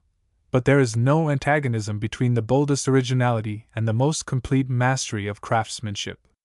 There is, rather, a deep and vital relationship between the two. For every art is a language, and to secure power and beauty and adequacy of expression a man must command all the secrets and resources of the form of speech which he has chosen. The power of the great artist rests, in the last analysis, upon the freedom with which he uses his material, and this freedom does not come by nature, it comes by training. It is fatal to the highest success to have the command of a noble language and to have nothing to say in it. It is equally fatal to have noble thoughts and to lack the power of giving them expression. Technical skill is not, therefore, an exterior, mechanical possession. It is the fitting of tools and material to heart and mind. It is the fruit of character. It is the evidence of sincerity, thoroughness, truthfulness. In his characteristically suggestive comment upon the Japanese artist Hokusai, Mr. John Lafarge gives an interesting account of the training established and enforced in the school of the Kanos, a family of painters which survived the vicissitudes of more than 4 centuries. The course of study in a Kano school covered at least 10 years, and the average age of graduation was 30. The rules of conduct were rigid, the manner of life simple to the point of bareness, the discipline of work severe and unbroken. During the first year and a half of study the pupil devoted his entire time to copying certain famous works in the possession of the school, making, in the first instance, a copy from the picture set before him, and then reproducing his own copy again and again until every stroke and detail was thoroughly comprehended and mastered. In the course of 18 months 60 pictures were studied with this searching thoroughness. The secrets of skill in each were uncovered, the sources of beauty or power discerned, and the eye and hand of the pupil gained intelligence, quickness, penetration. Month after month passed in what seemed to be a monotony of mechanical imitation, but in this arduous and literal reproduction of the skill of others was laid the sure foundations of individual skill. This devout attention to method secured for a considerable number of men a technical expertness for which we look, as a rule, only in the work of the greatest artists. The result of this training was not mechanical skill, but truth and freshness of observation. The signature of the artist in question reveals not an imitative but an original nature, not a faculty absorbed in accuracy but in passion for expression. Hokusai, the old man crazy about painting. The arduous patience of these Oriental students of painting bore its fruit in a tradition of skill which was in itself an immense stimulus to the aspiring and ambitious. It established standards of craftsmanship which made the possession of expert knowledge a necessity on the part of every one who seriously attempted to practice the art. Mr. Lafarge comments upon the level of superior artistic culture which these Japanese artists had attained. They had advanced their common skills so far that a superior man began at a great height of attainment, and was compelled to exhibit power of a very rare order before he could claim any kind of prominence among his fellows. The establishment of such a standard in any art, profession, or occupation has the immense educational value of making clear to the student, at the very beginning of his career, the prime importance of mastering in detail every part of the work which he has undertaken to do. There is no place in the modern working world for the sloven, the indifferent, or the unskilled. No one can hope for any genuine success who fails to give himself the most thorough technical preparation, the most complete special education. Good intentions go for nothing, and industry is thrown away, if one cannot infuse a high degree of skill into his work. The man of medium skill depends upon fortunate conditions for success. He cannot command it, nor can he keep it. In the fierce competition of the day, the trained man has all the advantages on his side. The untrained man invites all the tragic possibilities of industrial and economic failure. He is always at the mercy of conditions. To know every detail, to gain an insight into every secret, to learn every method, to secure every kind of skill, are the prime necessities of success in any art, craft, or trade. No time is too long, no study too hard, no discipline too severe for the attainment of complete familiarity with one's work and complete ease and skill in the doing of it. As a man values his working life, he must be willing to pay the highest price of success in it, the price which severe training exacts. The external prosperity which is called success is of value because it evidences, as a rule, thoroughness and ability in the man who secures it, and because it supplies the ease of body and of mind which is essential to the fullest and most effective putting forth of one's power, and the sane man, even while he subordinates it to higher things, never entirely ignores or neglects success. The possession of skill is today the inexorable condition of securing this outward prosperity, and, as a rule, the greater a man's skill the more enduring his success. But skill has other and deeper uses and ends. Thoroughness and adequacy in the doing of one's work are the evidences of the presence of a moral conception in the worker's mind. They are the witnesses to the pressure of his conscience on his work. Slovenly, careless, and indifferent work is dishonest and untruthful. The man who is content to do less than the best he is capable of doing for any kind of compensation, money, reputation, influence, is an immoral man. He violates a fundamental law of life by accepting that which he has not earned. Skill in one's art, profession, or trade is conscience applied. It is honesty, veracity, and fidelity using the eye, the voice, and the hand to reveal what lies in the worker's purpose and spirit. To become an artist in dealing with tools and materials is not a matter of choice or privilege, it is a moral necessity, for a man's heart must be in his skill, and a man's soul in his craftsmanship. Chapter 13. General Training. It was the habit of an American statesman who rose to the highest official position to prepare himself in advance upon every question which was likely to come before Congress by thorough and prolonged study. His vacations and his leisure hours during the session were spent in familiarizing himself with pending questions in all their aspects. He was not content with a mastery of the details of a measure. He could not rest until he had mastered the principle behind it, had studied it in the light of history, and in its relation to our political institutions and character. His voluminous notebooks show the most thorough study, not only of particular measures and questions as they came before the country from time to time, but of a wide range of related subjects. He once said that for every speech he had delivered he had prepared 5, and the statement throws clear light on a career of extraordinary growth and success. For the characteristic of this career was its steady expansion along intellectual lines. It was exceptional in its disclosure of that inward energy which carries the man who possesses it over all obstacles, enables him to master adverse conditions, to secure education without means and culture without social opportunity. But it was not unexampled in a country which has seen many men of ultimate distinction emerge from entire obscurity. Its material success has been paralleled many times, but its intellectual success has rarely been paralleled. It disclosed inward distinction, a passion for the best in life and thought, an eager desire to see things in their largest relations. And so out of conditions which generally breed the politician the statesman was slowly matured. History, religion, literature, art were objects of his constant and familiar study, and he made himself rich in general knowledge as well as in specific information. This ample background of knowledge of the best which the world has known and done in all the great fields of its activity gave his discussions of specific questions breadth, variety, charm, and literary interest. He brought to the particular measure largeness of view, dispassionateness of temper, and the philosophic mind, and his work came to have cultural significance and quality. Such a career, the record of which may be clearly traced not only in public history but in a vast mass of preparatory notes and memoranda of every description, illustrates in a very noble way the importance of that constant and general preparation which ought to include special preparation as a landscape includes the individual field. That field may have great value and ought to have the most careful tillage, but it cannot be separated, in any just and true vision, from the other fields which it touches and which run, in unbroken continuity, to the horizon, and this preparation not only involves the fruitful attitude towards life upon which comment has been made, but it involves also constant study in many directions with the definite purpose of enrichment and enlargement. No kind of knowledge comes amiss in this larger training.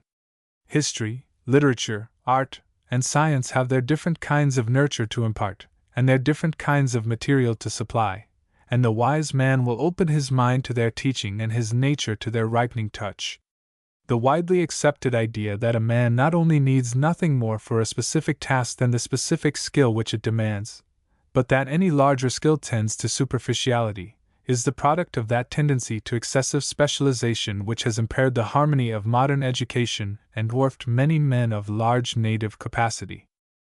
In some departments of knowledge and activity the demands are so great on time and strength that the man who works in them can hardly venture outside of them without impairing the totality of his achievement. But even in these cases it is often a question whether too great a price has not been paid for a narrow and highly specialized skill. There is not only no conflict between a high degree of technical skill and wide interests and knowledge. There is a clear and definite connection between the two.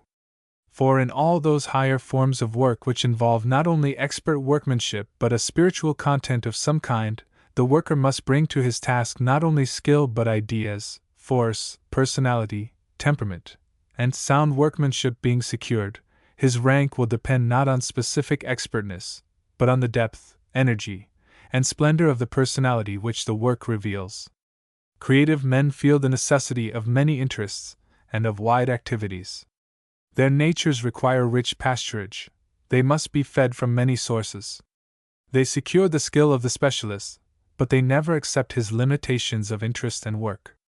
The clearer their vision of the unity of all forms of human action and expression, the deeper their need of studying at first hand these different forms of action and expression. Goethe did not choose that comprehensiveness of temper which led him into so many fields. It was the necessity of a mind vast in its range and deep in its insight. Herbert Spencer has done work which discloses at every point the tireless industry and rigorous method of the specialist, but the field in which he has concentrated his energy has included practically the development of the universe and of human life and society. Mr. Gladstone was a master of all the details, skill, and knowledge of his profession, but how greatly he gained in power by the breadth of his interests, and what charm there was in the disclosure of the man of religious enthusiasm, of ardent devotion, and of ripe culture behind the politician and statesman. Byron knew the secrets of the art which he practiced with such splendid success as few men have known them. His command of the lyric form was complete. And yet who that loves his work has not felt that lack in it which Matthew Arnold had in mind when he said that with all his genius Byron had the ideas of a country squire? The poet was a master of the technique of his art. He had rare gifts of passion and imagination, but he lacked breadth, variety, and depth of thought. There is a monotony of theme and of motive in his compositions. Tennyson, on the other hand, exalted his technical skill by the reality and richness of his culture. Nothing which contains and reveals the human spirit was alien to him. He did not casually touch a great range of themes. He studied them patiently, thoroughly, persistently. Religion, philosophy, science, literature, history were his familiar friends. He lived with them, and they so completely confided to him their richest truths that he became their interpreter.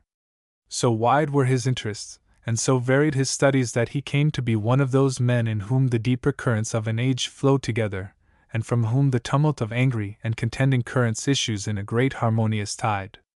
No modern man has prepared himself more intelligently for specific excellence by special training, and no man has more splendidly illustrated the necessity of combining the expertness of the skilled workman with the insight, power, and culture of a great personality.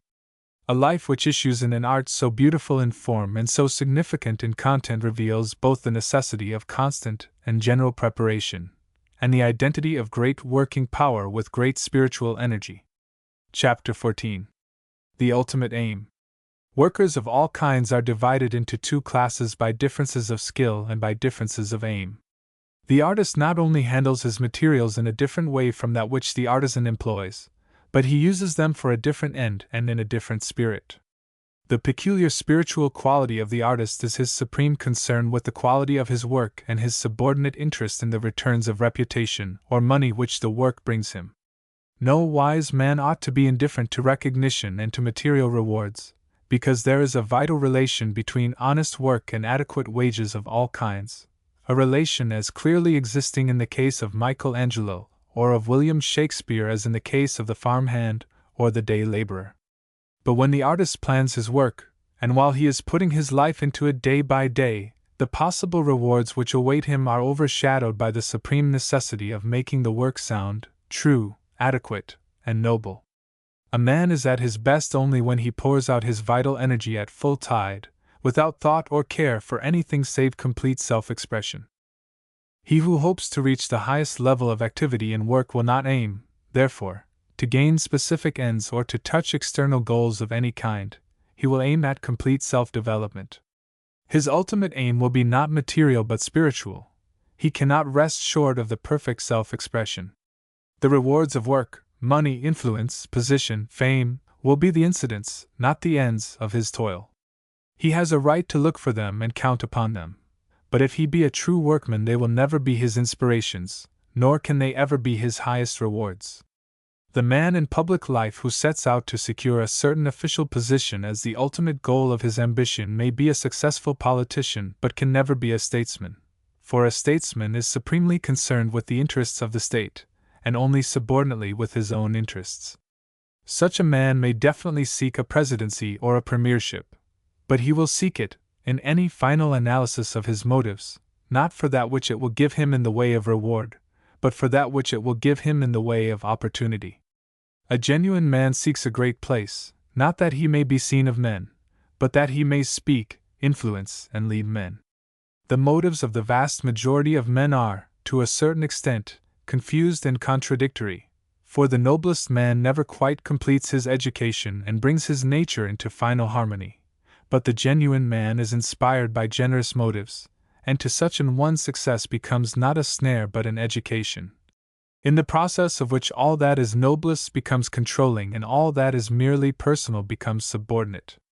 In this way the politician often develops into the statesman, and the merely clever and successful painter or writer grows to the stature of the artist. It is one of the saving qualities of ability that it has the power of growth, and great responsibilities often educate an able man out of selfish aims. The ultimate aim which the worker sets before him ought always to have a touch of idealism because it must always remain a little beyond his reach. The man who attains his ultimate aim has come to the end of the race. There are no more goals to beckon him on. There is no more inspiration or delight in life. But no man ought ever to come to the end of the road. There ought always to be a further stretch of highway, an inviting turn under the shadow of the trees, a bold ascent, an untrodden summit shining beyond. If a man sets a specific position or an external reward of any kind before him as the limit of his journey, he is in danger of getting to the end before he has fully put forth his strength, and so giving his life the pathos of an anticlimax. The more noble and able a man is, the less satisfaction can he find in any material return which his work brings him. No man with a touch of the artist in him can ever rest content with anything short of the complete putting forth of all that is in him, and the consciousness of having done his work well. For a man's ultimate responsibility is met by what he is and does, not by what he gains. When he sets an exterior reward of any kind before him as the final goal of his endeavor, he breaks away from the divine order of life and destroys that deep interior harmony which ought to keep a man's spirit in time and tune with the creative element in the world. We are not to seek specific rewards, they must come to us. They are the recognition and fruit of work, not its inspiration and sustaining power. Let a man select the right seed and give it the right soil, and sun, rain, and the warm earth must do the rest. Goethe touched the heart of the matter when he wrote, "Shoot your own thread right through the earthly tissue bravely, and leave the gods to find the issue." In all work of the highest quality God must be taken into account. No man works in isolation and solitude. He works within the circle of a divine order, and his chief concern is to work with that order. To aim exclusively at one's own advancement and ease is to put oneself outside that order and to sever oneself from those sources of power which feed and sustain all whom they reach. In that order a man finds his place by bringing to perfection all that is in him, and so making himself a new center of life and power among men. Whatever is true of the religious life is true also of the working life. The two are different aspects of the same vital experience. In the field of work he who would keep his life must lose it, and in losing his life a man secures it for immortality. The noble worker pours himself into his work with sublime indifference to its rewards, and by the very completeness of his self-surrender and self-forgetfulness touches degrees of excellence, and attains a splendor of vision which are denied those whose ventures are less daring and complete. And the largeness of conception, the breadth of treatment, the beauty of skill which a man gains when he casts all his spiritual fortune into his work often secure the richest measure of those returns which men value so highly because they are the tangible evidences of success. No man can forget himself for the sake of fame, but let him forget himself for the sake of his work, and fame will gladly serve him while lesser men are vainly wooing her. The man who is superior to fortune is much more likely to be fortunate than he who flatters fortune and wears her livery. Notwithstanding the successes that attend cleverness and dexterity and the flattery of popular taste and the study of the weaknesses of men, it remains true that greatness rules in every sphere, and that in the exact degree in which a man is superior is he authoritative and finally successful. Notoriety is easily bought, but fame remains unpurchasable. External successes, sought as final ends, are but the hollow mockeries of true achievement. Chapter 15. Securing Right Conditions. To secure the finest growth of a plant there must be a careful study of the conditions of soil, exposure, and moisture, or sun which it needs. When these conditions are supplied and the necessary oversight furnished, nature may be trusted to do her work with ideal completeness. Now, the perfect unfolding of a rich personality involves the utmost intelligence in the discernment of the conditions which are essential, and the utmost persistence in the maintenance of those conditions after they have been secured. Perfectly developed men and women are rare, not only because circumstances are so often unfavorable, but also because so little thought is given, as a rule, to this aspect of life. The majority of men make use of such conditions and material as they find at hand. They do not make a thorough study of the things they need, and then resolutely set about the work of securing these essential things. Many men use faithfully the opportunities which come to hand, but they do not, by taking thought, convert the whole of life into one great opportunity. When a man discovers that he has a special gift or talent, his first duty is to turn that gift into personal power by securing its fullest development.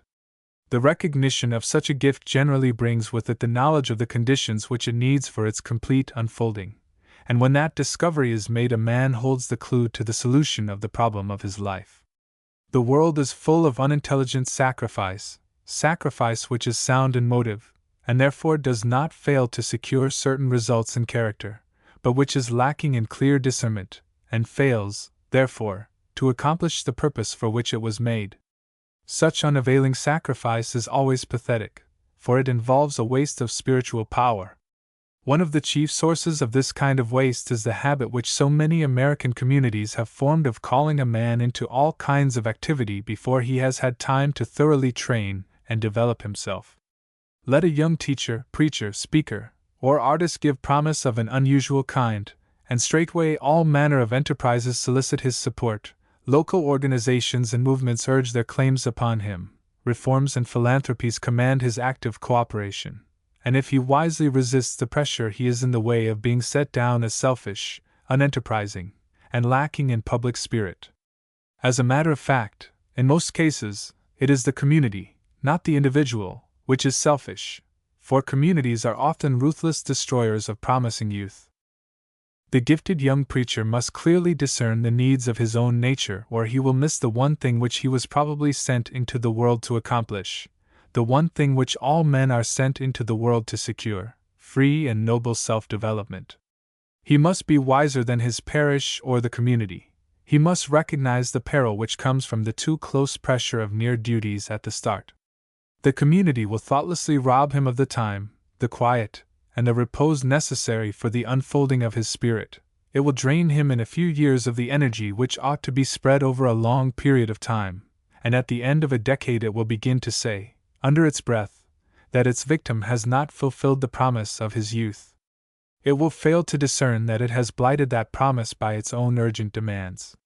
The young preacher who is eager to give the community the very greatest service in his power will protect it, and himself by locking his study door and resolutely keeping it locked. The young artist and writer must pass through the same ordeal, and must learn before it is too late that he who is to render the highest service to his fellows must be most independent in his relations to them. He cannot commit the management of his life to others without maiming or blighting it. The community insists upon immediate activity at the expense of ultimate service, upon present productivity at the cost of ultimate power. The artist must learn, therefore, to bar his door against the public until he has so matured his own strength and determined his own methods that neither crowds nor applause nor demands can confuse or disturb him.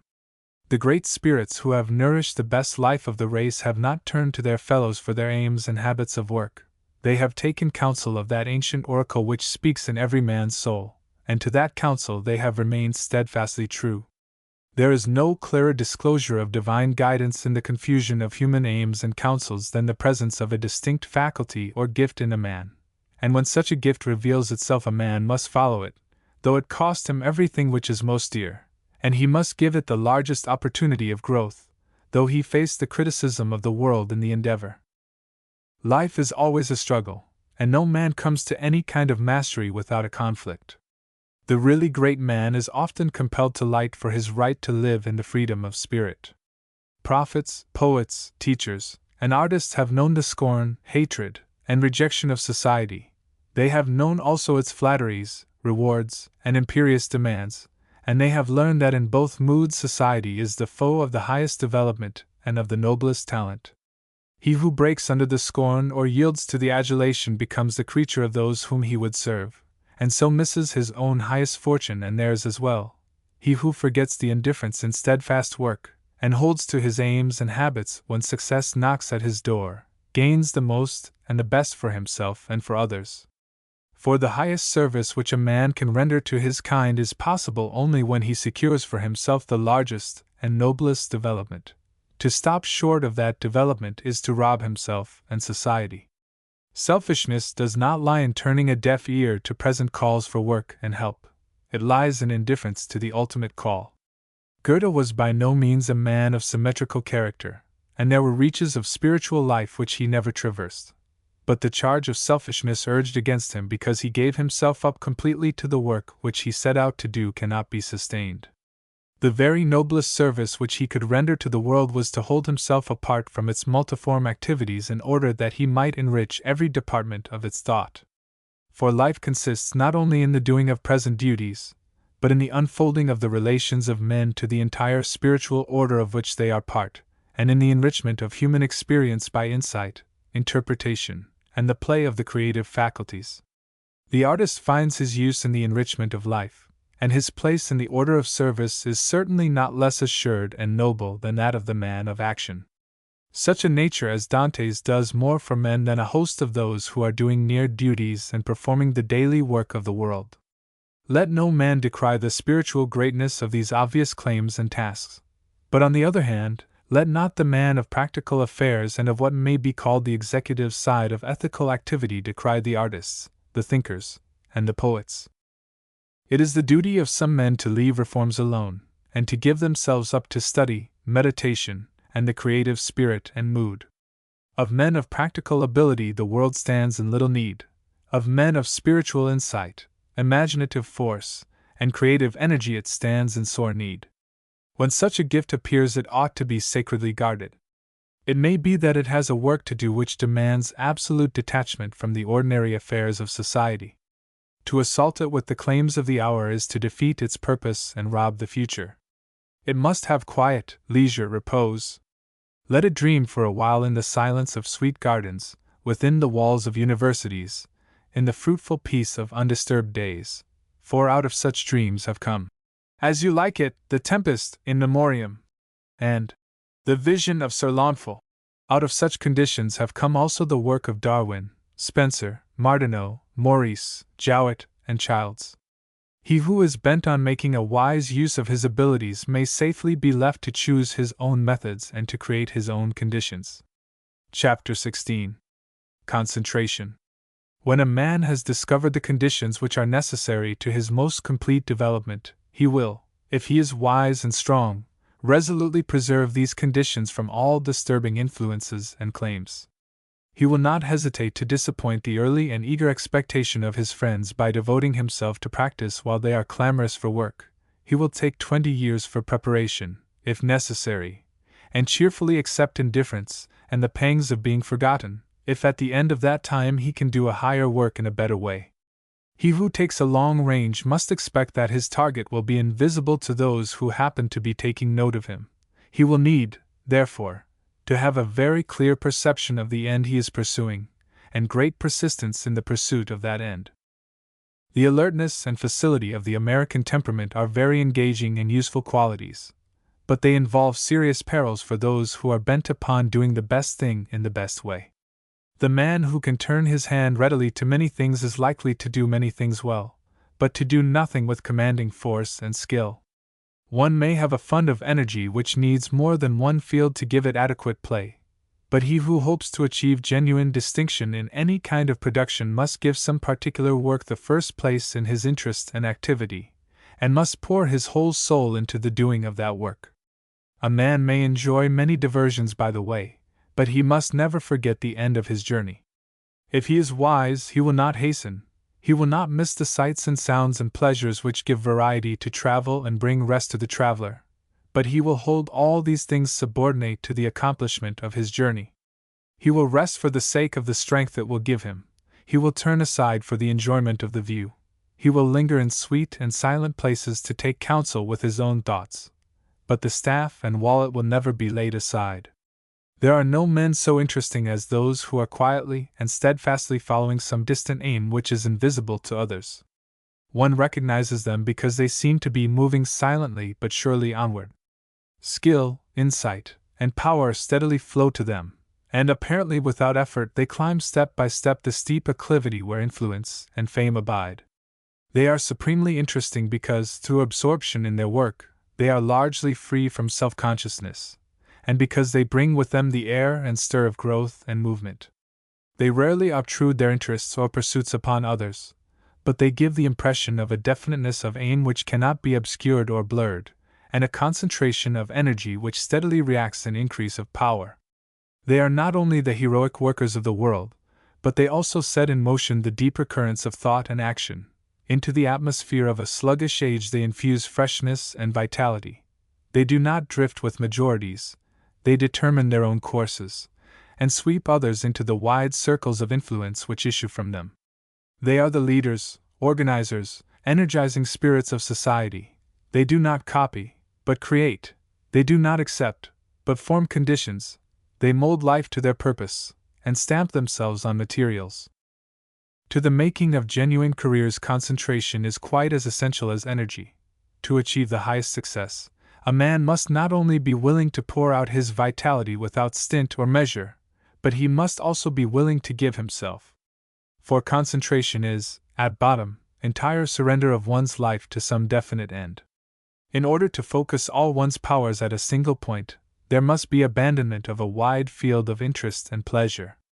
One would like to do many things and take into himself many kinds of knowledge, many forms of influence. But if one is to master an art, a craft, or a profession, one must be willing to leave many paths untrod, to build many walls, and to lock many doors. When the boy has learned his lessons, he may roam the fields and float on the river at his own sweet will. But so long as he is at the desk, he must be deaf to the invitation of sky and woods. When a man has mastered his work, he may safely roam the world. But while he is an apprentice, let him be deaf and blind to all things that interrupt or divert or dissipate the energies.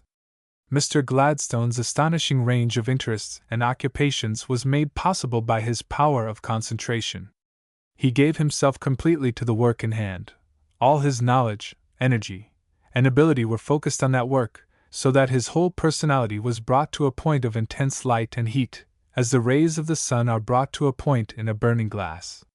When the power of concentration reaches this stage of development, it liberates a man from dependence upon times, places, and conditions. It makes privacy possible in crowds, and silence accessible in tumults of sound.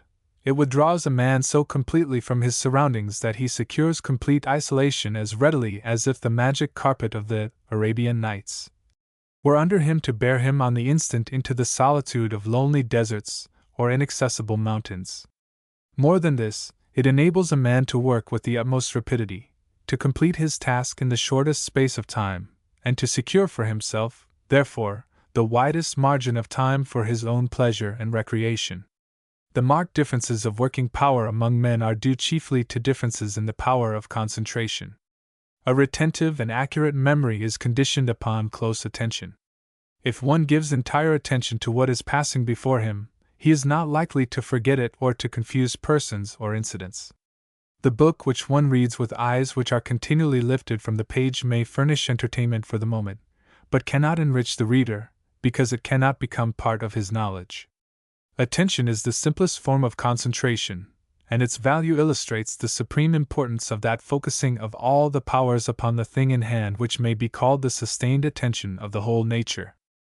Here, as everywhere in the field of man's life, there enters that element of sacrifice without which no real achievement is possible. To secure a great end, one must be willing to pay a great price. The exact adjustment of achievement to sacrifice makes us aware, at every step, of the invisible spiritual order with which all men are in contact in every kind of endeavor. If the highest skill could be secured without long and painful effort, it would be wasted through ignorance of its value, or misused through lack of education.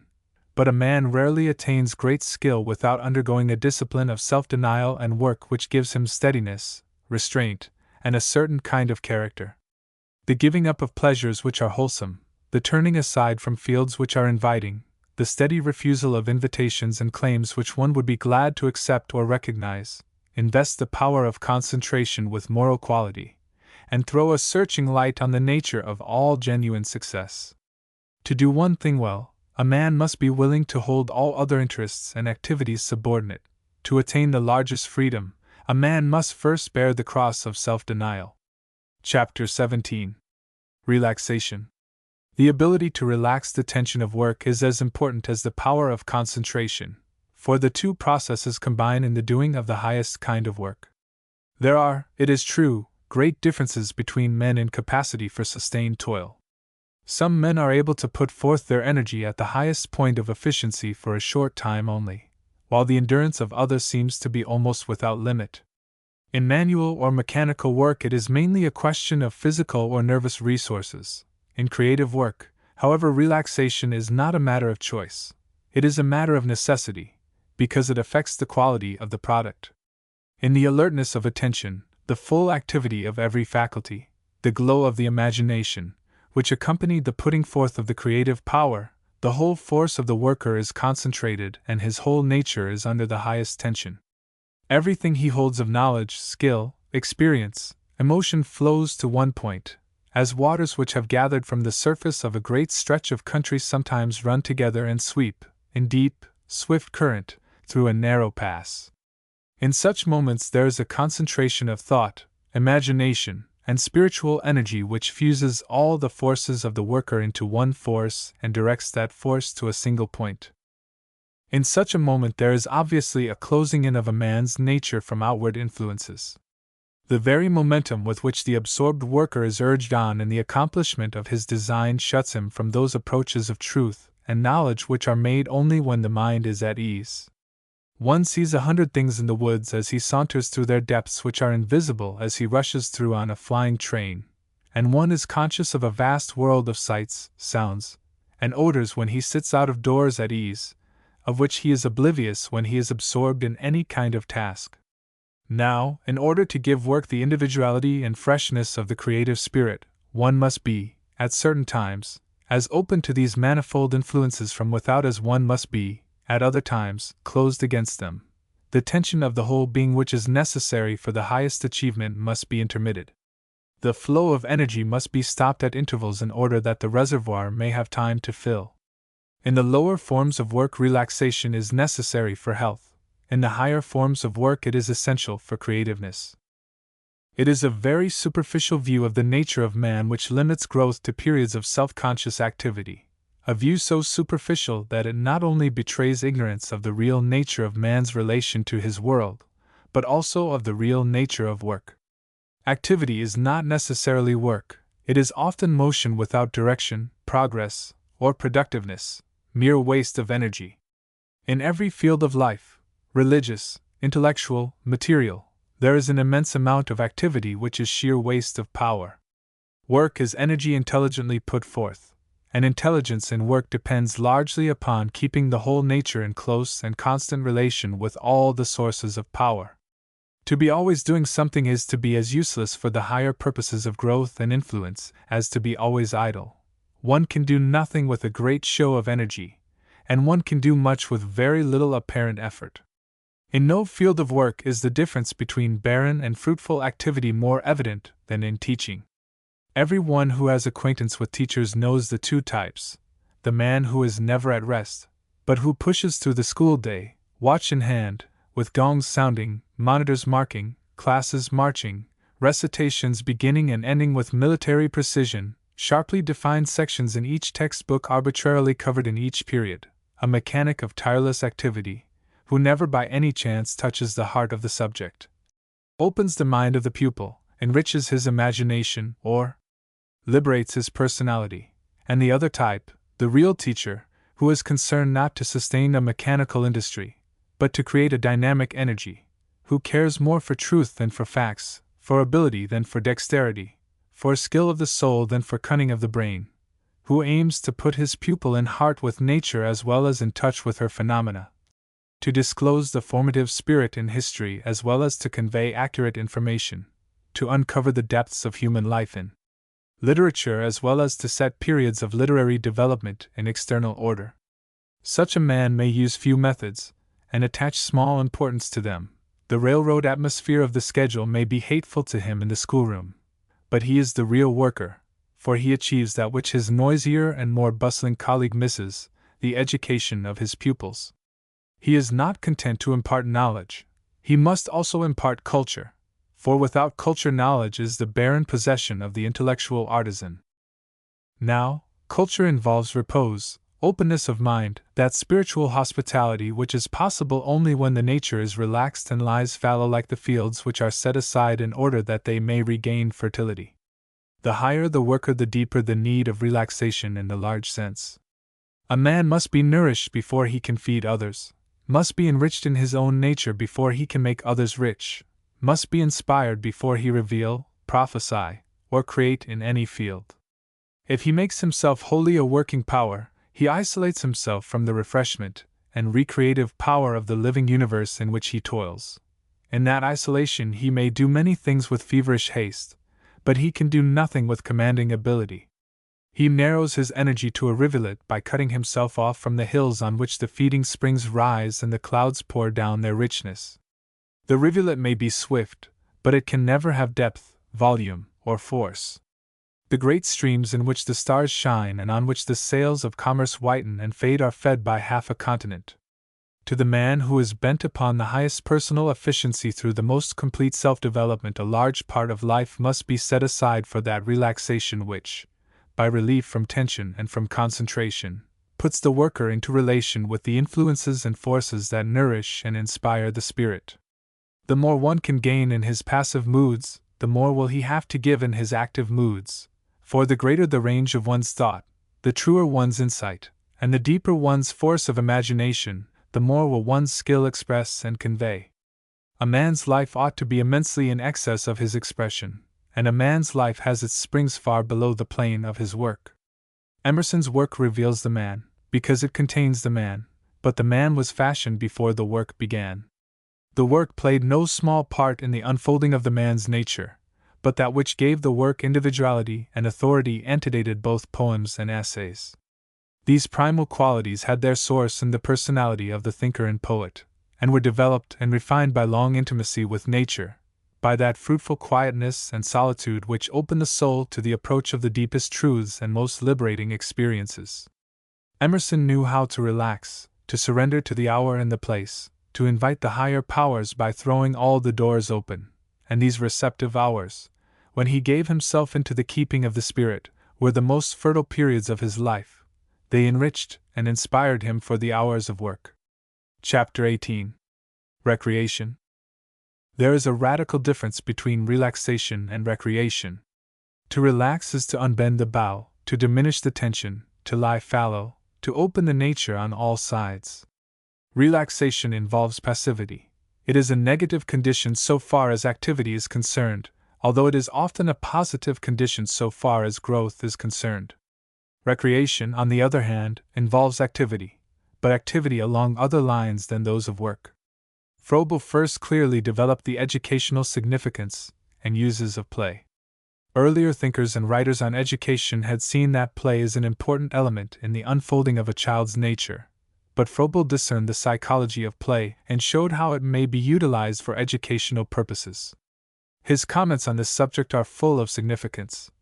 The plays of the child contain the germ of the whole life that is to follow, for the man develops and manifests himself in play, and reveals the noblest aptitudes and the deepest elements of his being. The plays of childhood are the germinal leaves of all later life, for the whole man is developed and shown in these, in his tenderest dispositions, in his innermost tendencies. And one of Froebel's most intimate associates suggests another service of play, when he says, "It is like a fresh bath for the human soul when we dare to be children again with children." Play is the prelude to work, and stands in closest relation to it. It is the natural expression of the child's energy, as work is the natural expression of the man's energy. In play and through play the child develops the power that is in him, comes to knowledge of himself, and realizes his relation with other children and with the world about him. In the free and unconscious pouring out of his vitality he secures for himself training, education, and growth. The two instincts which impel the child to play are the craving for activity and the craving for joy. In a healthy child the vital energy rushes out with a fountain-like impetuosity and force. He does not take thought about what he shall do, for it is of very little consequence what he does so long as he is in motion. A boy, with the high spirits of perfect health, is, at times, an irresponsible force. He acts instinctively, not intelligently, and he acts under the pressure of a tremendous vitality, not as the result of design or conviction. The education of play is the more deep and fundamental because it is received in entire unconsciousness, like the landscape which sank into the soul of the boy blowing mimic hootings to the owls on the shore of Winander. The boy who has the supreme good fortune of physical, mental, and moral health often passes the invisible line between play and work without consciousness of the critical transition. In the life of a man so harmonious in nature and so fortunate in condition, work is a normal evolution of play, and the qualities which make play educational and vital give work its tone and temper. Activity and joy are not dissevered in such a normal unfolding of a man's life. Now, play is as much in need of the man's nature as of the boy's, and if work is to keep its freshness of interest, its spontaneity, and its productiveness, it must retain the characteristics of play. It must have variety, unconsciousness of self, joy. Activity it cannot lose, but joy too often goes out of it. The fatal tendency to deadness, born of routine and repetition, overtakes the worker long before his force is spent, and blights his work by sapping its vitality. Real work always sinks its roots deep in a man's nature, and derives its life from the life of the man. When the vitality of the worker begins to subside, through fatigue, exhaustion of impulse, or loss of interest, the work ceases to be original, vital, and genuine. Whatever impairs the worker's vitality impairs his work. So close is the relation between the life of the artist and the life of his art that the stages of his decline are clearly marked in the record of his work. It is of the highest importance, therefore, that a man keep himself in the most highly vitalis condition for the sake of productiveness. No one can keep in this condition without the rest which comes from self-forgetfulness and the refreshment which comes from joy. One can never lose the capacity for play without some sacrifice of the capacity for work. The man who never plays may not show any loss of energy, but he inevitably shows loss of power. He may continue to do a certain work with a certain efficiency, but he cannot give it breadth, freshness, spiritual significance. To give one's work these qualities one must withdraw from it at frequent intervals, and suffer the energies to play in other directions. One must not only diminish the tension and lessen the concentration of attention, one must go further and seek other objects of interest and other kinds of activity, and these objects and activities must be sought and pursued freely, joyfully, and in forgetfulness of self. The old delight of the playground must be called back by the man, and must be at the command of the man. The boy's play, in a real sense, creates the man. The man's play recreates him by revitalizing him, refreshing him and restoring to him that delight in activity for its own sake which is the evidence of fresh impulse. This is the true meaning of recreation. It involves that spiritual recuperation and reinforcement which restore a man his original energy of impulse and action. Recreation is, therefore, not a luxury, but a necessity, not an indulgence, but a duty. When a man is out of health physically and neglects to take the precautions or remedies which his condition demands, he becomes, if he has intelligence, a suicide, for he deliberately throws his life away. In like manner, the man who destroys his freshness and force by making himself a slave to work and so transforming what ought to be a joy into a task, commits a grave offense against himself and society. The highest productivity will never be secured until the duty of recreation is set on the same plane with that of work, and the obligation to nourish one's life made as binding as the obligation to spend one's life. How a man shall secure recreation and in what form he shall take it depends largely upon individual conditions. Mr. Gladstone found recreation not only in tree-cutting but in Homeric studies. Lord Salisbury finds it in chemistry. Washington found it in hunting, Wordsworth in walking, Carlyle in talking and smoking, Mr. Balfour finds it in golf, and Mr. Cleveland in fishing. Any pursuit or occupation which takes a man out of the atmosphere of his workroom and away from his work, gives him different interests, calls into activity different muscles or faculties, brings back the spirit of play, recalls the spontaneous and joyous mood, and recreates through diversion, variety, and the appeal to another side of the nature. To work long and with cumulative power, one must play often and honestly, that is to say, one must play for the pure joy of it. Chapter 19. Ease of Mood. Ease, it has been said, is the result of forgotten toil, and ease is essential to the man who works continuously and on a large scale. It is fortunate, rather than the reverse, when one's work is not easily done at the start, for early facility is often fatal to real proficiency. The man who does his work without effort at the beginning is tempted to evade the training and discipline which bring ease to the mind and the hand because both have learned the secret of the particular work and mastered the art of doing it with force and freedom. Facility is mere agility. Ease comes from the perfect adjustment of the man to his tools, his materials, and his task. The facile man, as a rule, does his work with as little effort at 20 as at 50. The man of trained skill does his work with increasing comfort and power. The first starts more readily. The second has the greater faculty of growth, and is more likely to become an artist in the end. It is significant that the most original and capacious minds, like the most powerful bodies, often betray noticeable awkwardness at the start. They need prolonged exercise in order to secure freedom of movement. They must have time for growth. Minds of a certain superficial brilliancy, on the other hand, often mature early because they have so little depth and range. To be awkward in taking hold of one's work is not, therefore, a thing to be regretted. As a rule, it is a piece of good fortune.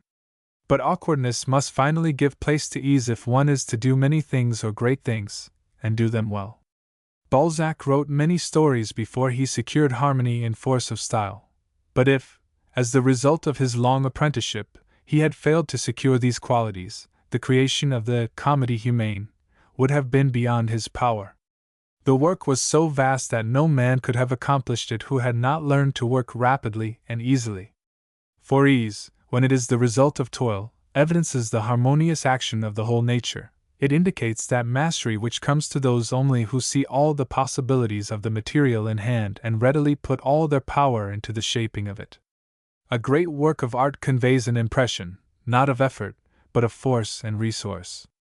One is convinced that Shakespeare could have written plays and Rembrandt painted portraits through an indefinite period of time without strain or exhaustion.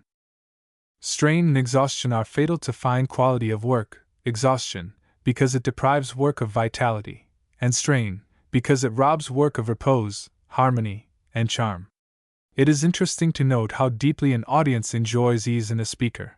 When he seems to be entirely at home and to have complete command of his resources, his hearers throw off all apprehension, all fear that their sympathies may be drawn upon, and give themselves up to the charm of beautiful or compelling speech.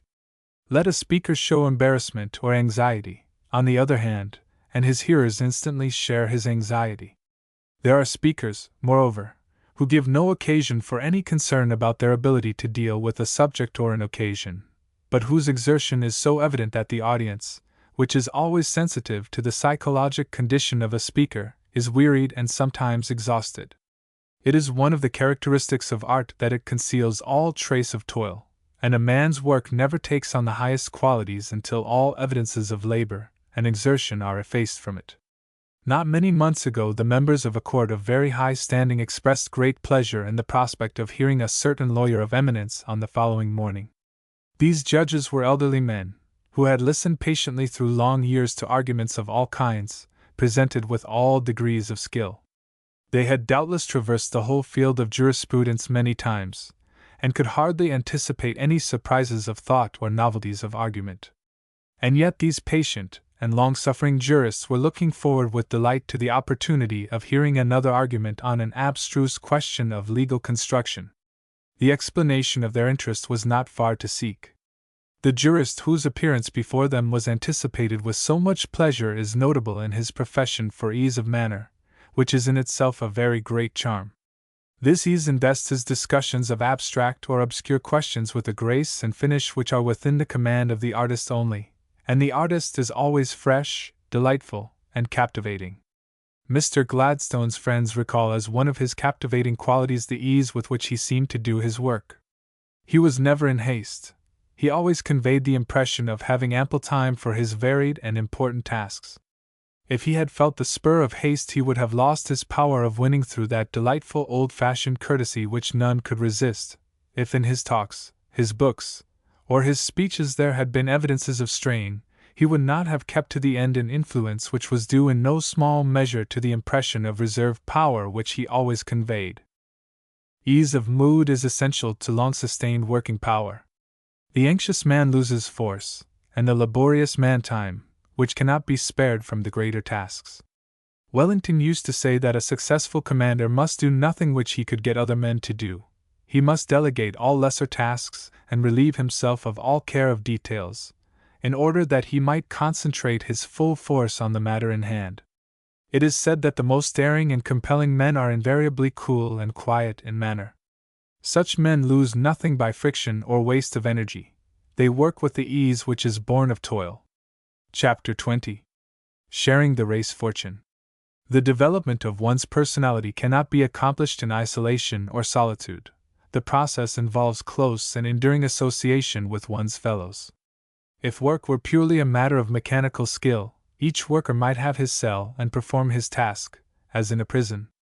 But work involves the entire personality, and the personality finds its complete unfolding, not in detachment, but in association. Talent, says Goethe, thrives in solitude, but character grows in the stream of the world. It is a twofold discovery which a man must make before the highest kind of success lies within his grasp: the discovery of his own individual gift, force, or aptitude, and the discovery of his place in society. If it were possible to secure complete development of one's power in isolation, the product would be, not the full energy of a man expressing itself through a congenial activity, but a detached skill exercised automatically and apart from a personality. In order to stand erect on his feet, in true and fruitful relations with the world about him, a man must join hands with his fellows. For a very large part of his education must come from his contact with the race. Since men began to live and to learn the lessons of life, each generation has added something to that vital knowledge of the art of living which is the very soul of culture, and something to the constructive and positive product of this vital knowledge wrought out into institutions, organizations, science, art, and religion. This inheritance of culture and achievement is the richest possession into which the individual member of the race is born, and he cannot take possession of his share of the race fortune unless he becomes one of the race family. This race fortune is the product of the colossal work of the race through its entire history. It represents the slow and painful toil and saving of countless multitudes of men and women. It is a wealth beside which all purely monetary forms of riches are fleeting and secondary. It is the enduring spiritual endowment of the race secured by the incalculable toil of all past generations.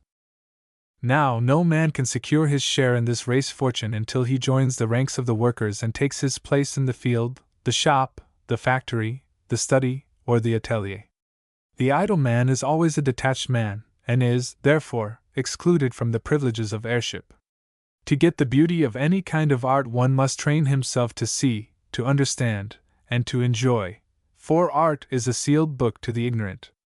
To secure the largeness of view which comes from a knowledge of many cities and races, one must travel with a mind already prepared by prolonged study. The approach to every science is guarded by doors which open only to the hand which has been made strong by patient and persistent exercise.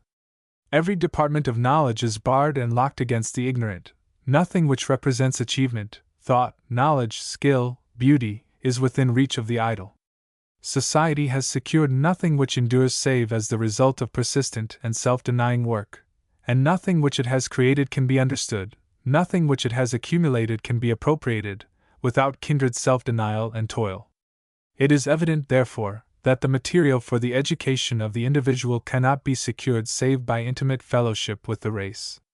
This fellowship must rest also in present relations, for while man may get much that is of vast importance by contact with the working race of the past, he cannot get either the richest material or put himself under the deepest educational process without making himself one with the working race of today.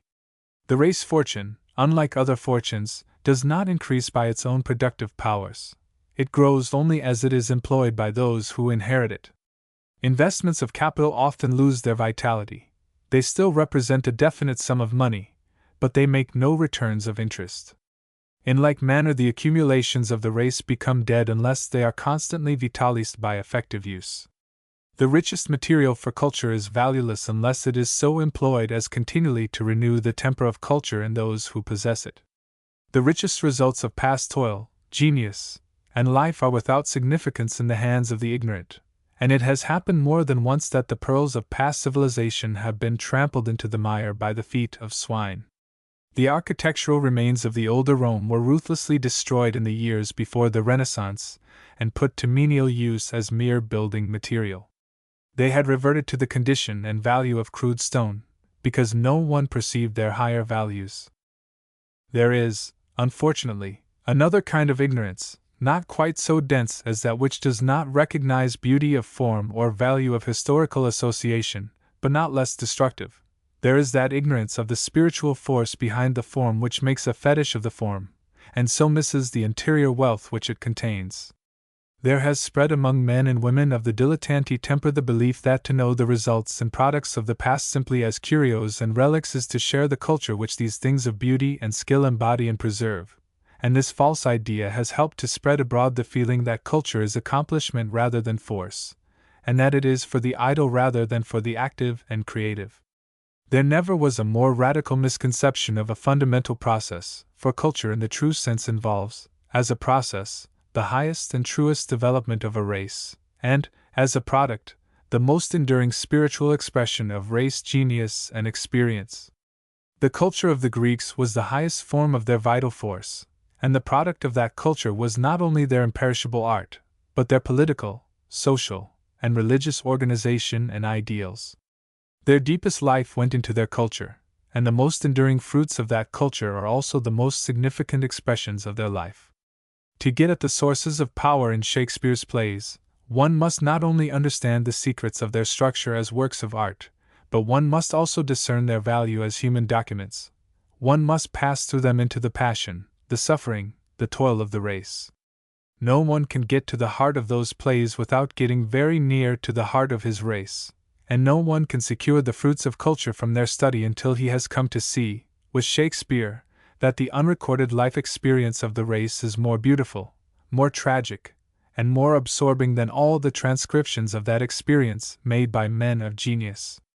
In other words, the ultimate result of a true study of Shakespeare is such an opening of the mind and such a quickening of the imagination that the student sees on all sides, in the lives of those about him, the stuff of which the drama is made. Not to the idle, but to the workers, does Shakespeare reveal himself. Chapter 21. The Imagination in Work.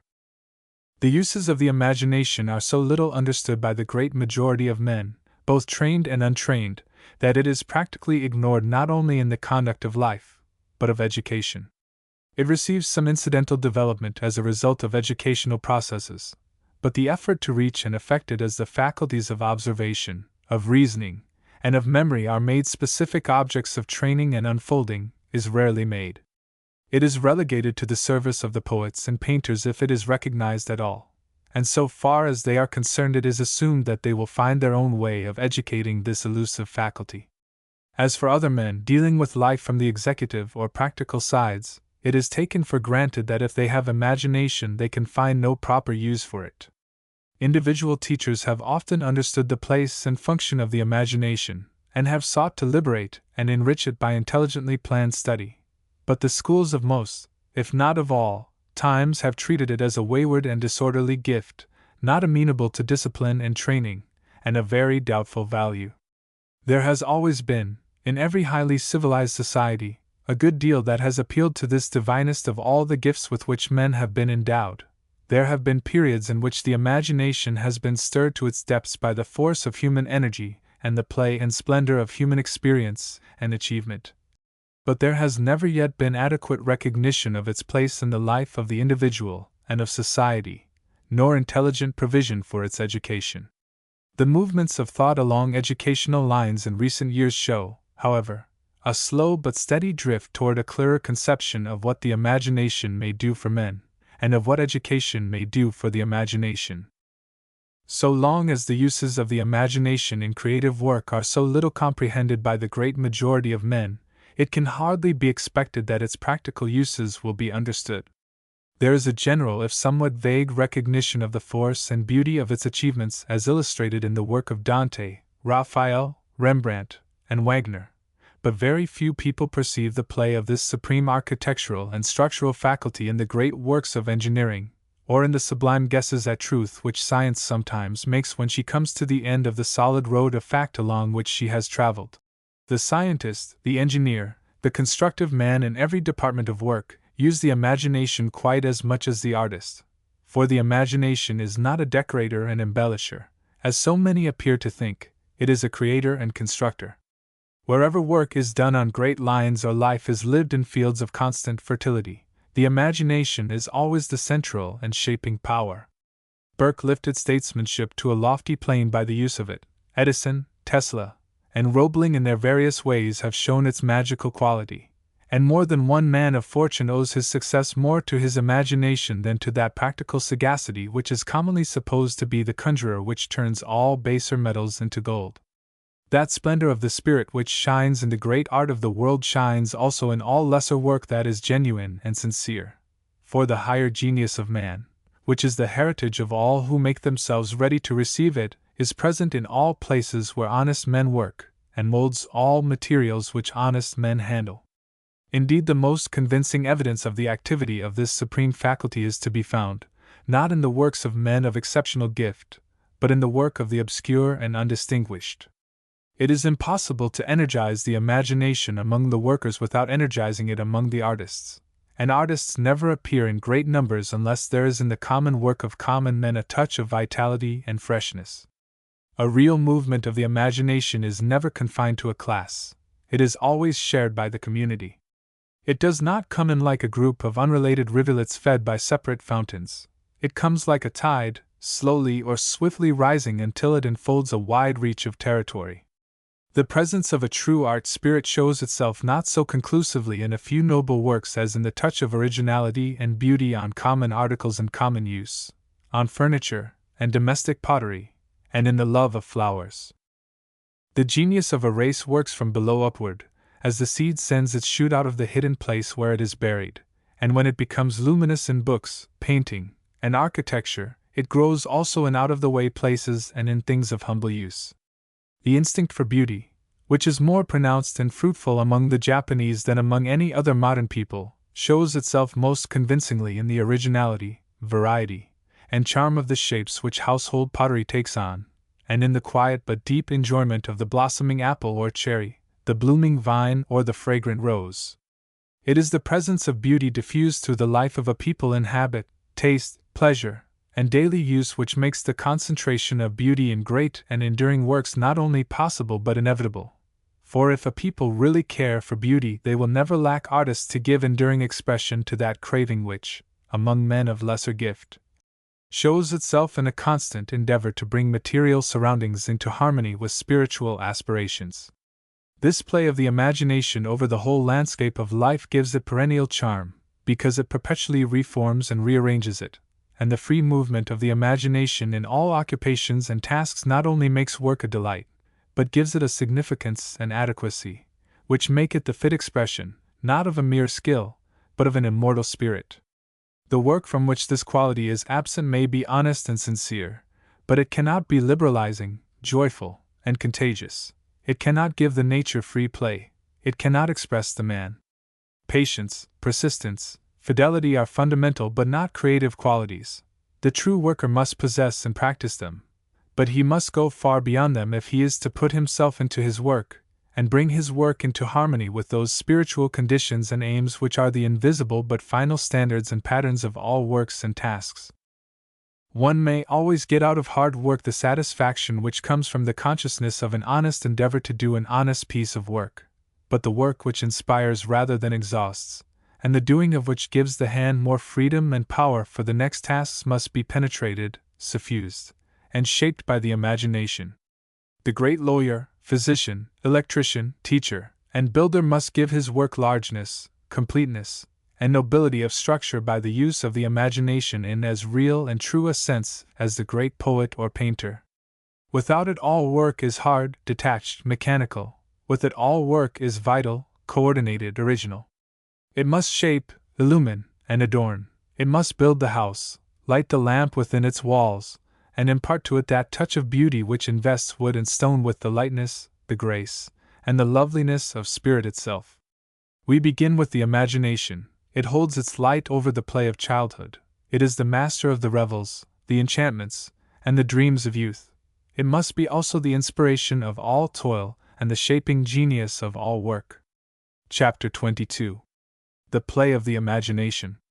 It is interesting to study the personality of a man whose work is invested with freshness, charm, and individuality, because such a study invariably makes us aware of that subtle and elusive skill in the use of all materials which is not technical but vital. That skill is impossible without special training, but it is not the product of training. It is not dexterity. It is not facility. It has the ease and grace of a harmonious expression of all that is distinctive and original in the man. No one thinks of technical skill in that moment of revelation which comes when one stands for the first time in the presence of a noble work. Later one may study at length and with delight the perfection of workmanship disclosed in solidity of structure and in harmony of detail.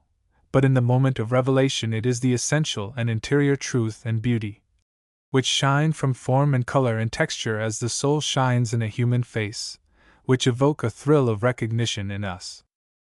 Now, this higher skill which dominates and subordinates the technical skill, this skill of the spirit which commands and uses the skill of the body, is born in the soul of the worker and is the ultimate evidence and fruit of his mastership. It is conditioned on the free play of the imagination through all the material which the worker uses. It involves that fusion of knowledge, intelligence, facility, and insight which can be effected only by the constant use of the imagination. In statesmanship, Burke and Webster are examples of this highest type of worker, men who not only command the facts with which they are called upon to deal, but who so organize and vitalize those facts that, in their final presentation, they possess the force of irresistible argument, and are illumined and clothed with perennial beauty as works of art. In like manner, in the pulpit, Chrysostom, Fenelon, Newman, and Brooks not only set religious truth in impressive order, but gave it the appealing power of a noble and enduring beauty. It is impossible to do a great piece of work unless one can form an image of it in advance, unless one can see it as it will finally appear. If one were limited in vision to the detail actually in hand, the whole would never be completed. That which makes the perfection of the whole possible is the ability of the worker to keep that whole before him while he deals with the detached parts. Without that power the worker is a mechanical drudge, whose work has no quality save that of dogged fidelity to the task. Now, this power of keeping the whole before the mind while dealing with the parts, of seeing the completed machine while shaping a pin or a cog, of getting the complete effect of the argument, while elaborating a minor point, resides in the imagination. It is the light which must shine upon all toil that has in it intelligence, prevision, and freshness, and its glow is as essential and mechanical as in purely artistic work. Whenever, in any kind of work dealing with any kind of material, there is any constructive quality, any fitting of part with part, any adjustment of means to ends, there must be imagination. Work which is done without imagination is so rudimentary that, at the best, its highest use is to save someone else a little drudgery. This elementary kind of work is often done by those students of literature who confuse the study of grammatical construction with style, and those students of the Bible who think they are illustrating the truths of religion by purely textual study. Theology has suffered many things at the hands of those who have attempted to explain the divine mysteries without the light which alone penetrates these mysteries. To do the commonest work with sincerity and force, to understand the simplest character, to perform the simplest services of friendship, to enter into another's trial and to give the balm of sympathy to one who is smitten and bruised, to conduct a campaign by foreseeing the movements of an adversary, or to carry on successfully a great enterprise by forecasting its probable development, to make any invention or discovery, to be a really great preacher, physician, lawyer, teacher, mechanic, to do any of these things one must have and one must use the imagination. The charm with which the imagination invests childhood is due to its habitual and unconscious use by children, and is suggestive of the methods by which this faculty may be made the inspirer of all tasks and toil. The child makes vivid images of the ideas which appeal to it. It gives reality to those ideas by identifying them with the objective world. It clothes all things with which it plays with life. In his autobiography, Goethe describes the door in the wall of a certain garden in Frankfurt within which many marvelous things happened, a true romance of incident and adventure which became as real to the romancer as to his eager and credulous listeners. De Quincey created an imaginary kingdom, peopled with imaginary beings whom he ruled with benignant wisdom, amid universal prosperity and peace, until, in an unlucky hour, he admitted his brother into a partnership of authority, and that brother, unable to withstand the temptation of absolute power, became a remorseless tyrant. And De Quincey feelingly describes the reality of his anguish when, to protect his innocent subjects from a tyrant's rapacity, he was compelled to destroy his imaginary kingdom. The imaginative boy turns a vacant lot into an African jungle, and hunts wild beasts in constant peril of his life. The imaginative girl carries on social intercourse with her dolls as seriously as with her most intimate playmates. Everything is real and alive to a child, and the world of ideas has as much substance as the world of matter. These characteristics of a child in its play throw clear light on the true methods of the man in his work, for the play of childhood is prophetic of the work of maturity. It is the prelude in which all the great motives are distinctly audible. The man who gives his work completeness and charm must conceive of that work, not as a detached and isolated activity, but as part of the great order of life, a product of the vital forces as truly as the flower which has its roots in the earth. To the growth of the flower everything contributes. It is not limited to the tiny plot in which it is planted. The vast chemistry of nature and soil, atmosphere, and sky nourish it. In like manner a man must habitually think of his work, not as a mere putting forth of his technical skill, but as the vital product of all the forces which sustain him. A real poem grows out of all that is deepest in a man's nature. To its making and spiritual conception, structure, form, and style his body, his mind, and his soul contribute, its meter adjusting itself to his breathing, its ideas taking direction and significance from his thought, and its elusive suggestiveness and beauty conveying something of his mysterious personality. A true sermon is never what is sometimes called a pulpit effort. It is always the product of the preacher's experience. He does not and cannot make it, it must grow within him. A great oration has the same vital relationship with the orator, the occasion, the theme, and human experience. It is never a bit of detached brilliancy. It is always, like Lincoln's address at Gettysburg, the summing up and expression of a vast and deep movement of the human spirit. In its form it reveals the man who makes it, in its content it is seen to be inevitable. It lies in the consciousness of a race before it rises into the consciousness of the orator, and takes flight on the wings of immortal speech. To think habitually of one's work as a growth and not a thing made out of hand, as a product of all the forces of one's nature and not a bit of skill, as alive in the sense in which all things are alive, in which spirit and life express themselves. To conceive of one's work in this large and vital way is to keep the imagination playing through and inspiring it. Chapter 23. Character. Superiority of any kind involves discipline, self-denial, and self-sacrifice. It is the law of excellence that he who would secure it must pay for it. In this way the intellectual process is bound up with the moral process, and a man must give his character firmness and fiber before he can make his talent effective or his genius fruitful. The way of the most gifted workman is no easier than that of the most mediocre. He learns his lesson more easily, but he must learn the same lesson. The familiar story of the sleeping princess protected by a hedge of thorns, told in so many languages, is a parable of all success of a high order.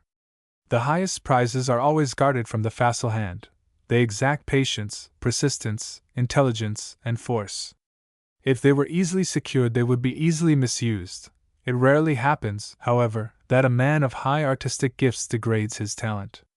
He may set it to unprofitable uses, but he rarely makes merchandise of it.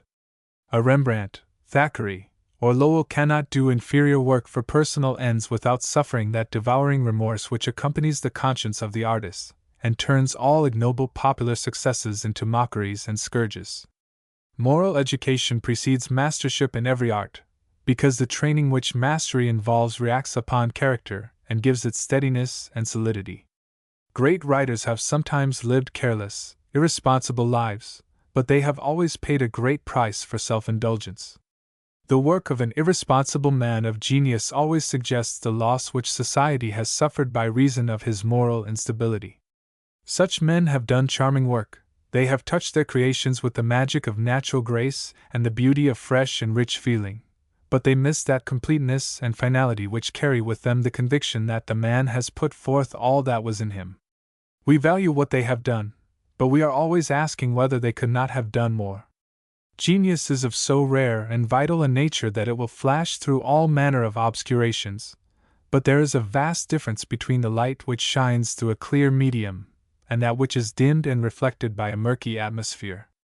A man of Chatterton's temperament will give evidence of the possession of genius, but how far removed he is, in influence, position, and power, from a Tennyson or a Wordsworth.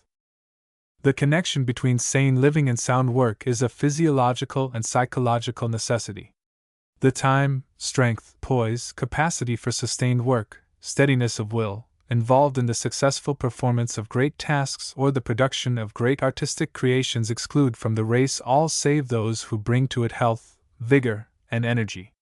It is unnecessary to inquire with regard to the habits of the man who builds up a great business enterprise or who secures genuine financial reputation and authority. These achievements always involve self-control, courage, persistence, and moral vigor. They are beyond the reach of the self-indulgent man. The man whose weakness of will makes him the victim of appetite or passion may make brilliant efforts, but he is incapable of sustained effort. He may do beautiful things from time to time. He cannot do beautiful things continuously, and on a large scale. A Villon may give the world a few songs of notable sweetness or power. He cannot give the world a divine comedy, or the plays of Corneille. Every attempt to dissever art from character, however brilliantly sustained, is doomed to failure because the instinct, the intelligence, and the experience of the race are against it. Physiology and psychology are as definite as religion in their declarations on this matter. It is not a question of dogma or even of faith. It is a question of elementary laws and of common sense. All modern investigation goes to show the subtle and vital relations which exist between the different parts of a man's nature, and the certainty of the reaction of one part upon another, so that whatever touches the body ultimately touches the innermost nature of the man, and whatever affects the spirit eventually leaves its record on the physique. Every piece of genuine work which comes from a man's hand bears the impress of and is stamped with the quality of his whole being. It is the complex product of all that the man is and of all that he has done. It is the result of his genius, his industry, and his character. Goethe saw clearly, as every critic of insight must see, that the artist is conditioned on the man, that whenever a man does anything which has greatness in it, he does it with his whole nature. Into his verse the poet puts his body, his mind, and his soul. He is as powerless to detach his work from his past as he is to detach himself from it, and one of the saddest penalties of his misdoings is their survival in his work. The dullness of the poet's ear shows itself in the defective melody of his verse, for both meter and rhythm have a physiological basis. They represent and express the harmony which is in the body when the body is finely attuned to the spirit.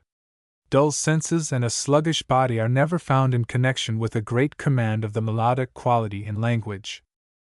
Goethe, with his deep insight, held so uncompromisingly to the unity of man and his works, that he would not have tried to escape the criticism of his nature which his works, adequately interpreted, suggest. He would have expected to find his moral limitations reproduced in his art. He indicated the fundamental principle when he said that his works, taken together, constituted one great confession.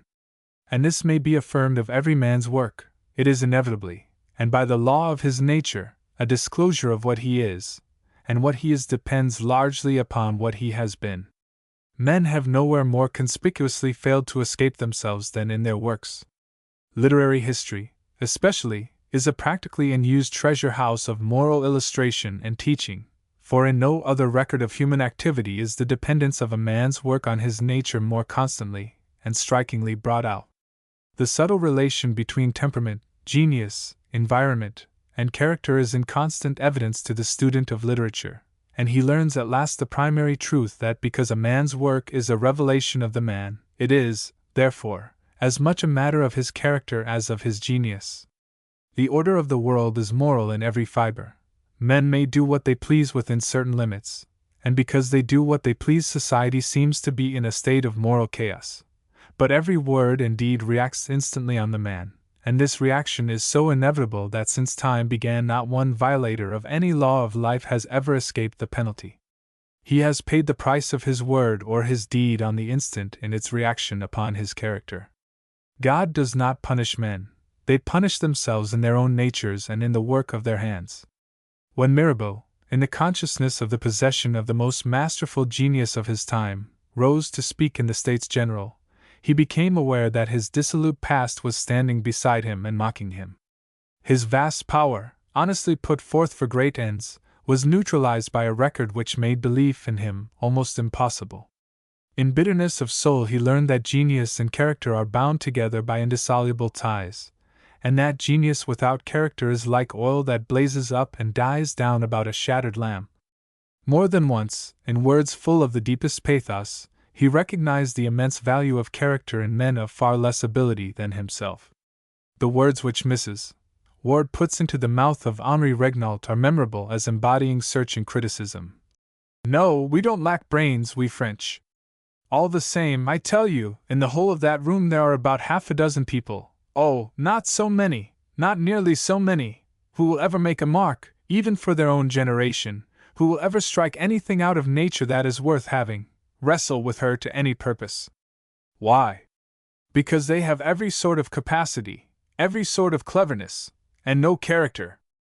If a man is insensibly determining the quality of his work by everything which he is doing, if he is fixing the excellence of its workmanship by the standards he is accepting and the habits he is forming, if he is creating in advance its spiritual content and significance by the quality which his own nature is unconsciously taking on, and if he is determining its quantity and force by the strength, persistence, and steadfastness which he is developing, it is clear that work rests ultimately upon character, and that character conditions work in quality, content, skill, and mass. Chapter 24. Freedom from Self-Consciousness. The sublime paradox of the spiritual life is repeated in all true development of personal gift and power. In order to find his life, a man must first lose it. In order to keep his soul, a man must first give it. The beginning of all education is self-conscious. At the start, every effect must be calculated, every skill, method, or dexterity carefully studied. Training involves a rigid account of oneself based on searching self-knowledge. To become an effective speaker, one must know his defects of bearing, gesture, voice. One must bring his whole personality into clear light, and study it as if it were an external thing. one must become intensely self-conscious. The initiation to every art is through this door of rigid scrutiny of self and entire surrender of self to the discipline of minute study and exacting practice. The pianist knows the artistic value of every note, and strikes each note with carefully calculated effect. The artist gives himself up to a patient study of details, and is content with the monotony of laborious imitation, subjecting every element of material and manner to the most thorough analysis. The first stage in the education of the true worker is self-conscious. The final stage is self-forgetful. No man can enter the final stage without passing through the initial stage. No man can enter the final stage without leaving the initial stage behind him.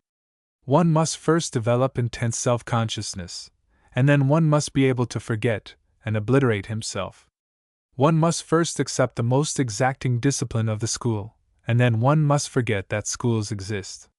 The apprentice is the servant of detail. The master is the servant of the idea. The first accepts methods as if they were the finalities of art. The second uses them as mere instruments. Tennyson's attention was once called to certain very subtle vowel effects in one of his later poems. He promptly said that he had not thought of them. That was undoubtedly true, for he had become a master. But there was a time, in his days of apprenticeship, when he had studied the musical qualities and resources of words with the most searching intelligence.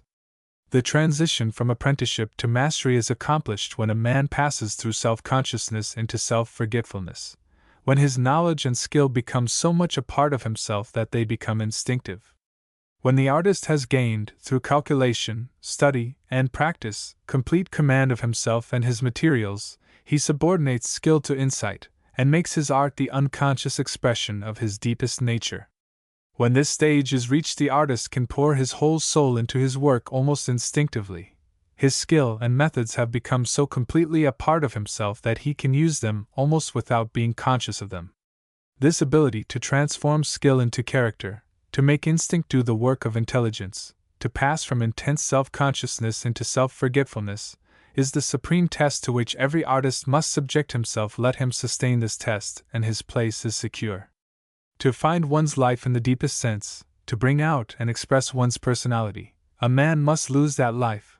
That is to say, he must have the power of entire self-surrender. When the inspiration comes, as it does come to all creative spirits, a man must be able to surrender himself to it completely. When the hour of vision arrives, the prophet has no time or thought to waste on himself. If he is to speak, he must listen with intense and utter stillness of soul. In the degree in which a man masters his art does he attain unconsciousness of self. Great artists have sometimes been great egotists, but not in their greatest hours or works. And in so far as their egotism has touched their art, it has invariably limited its range or diminished its depth and power, for in those moments in which the vision is clearest, a man is always lifted above himself. He escapes for the moment the limitations which ordinarily encircle him as the horizon encircles the sea. That which is true of the master worker, the artist, is true of all lesser workers. The highest efficiency is conditioned on the ability to forget oneself. Self-consciousness is the most serious and painful limitation of many men and women of genuine capacity and power. It rests like a heavy load on shoulders which ought to be free. It is an impediment of speech when speech ought to have entire spontaneity and freedom. This intense consciousness of self, although always revealing a certain amount of egoism, is often devoid of egotism. It is, in many cases, a sign of diffidence and essential modesty.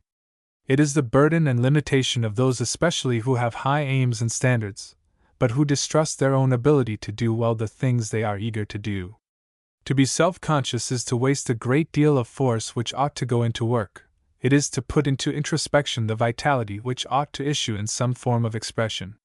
The speaker is never in full command of his theme or his audience until he has gotten rid of himself.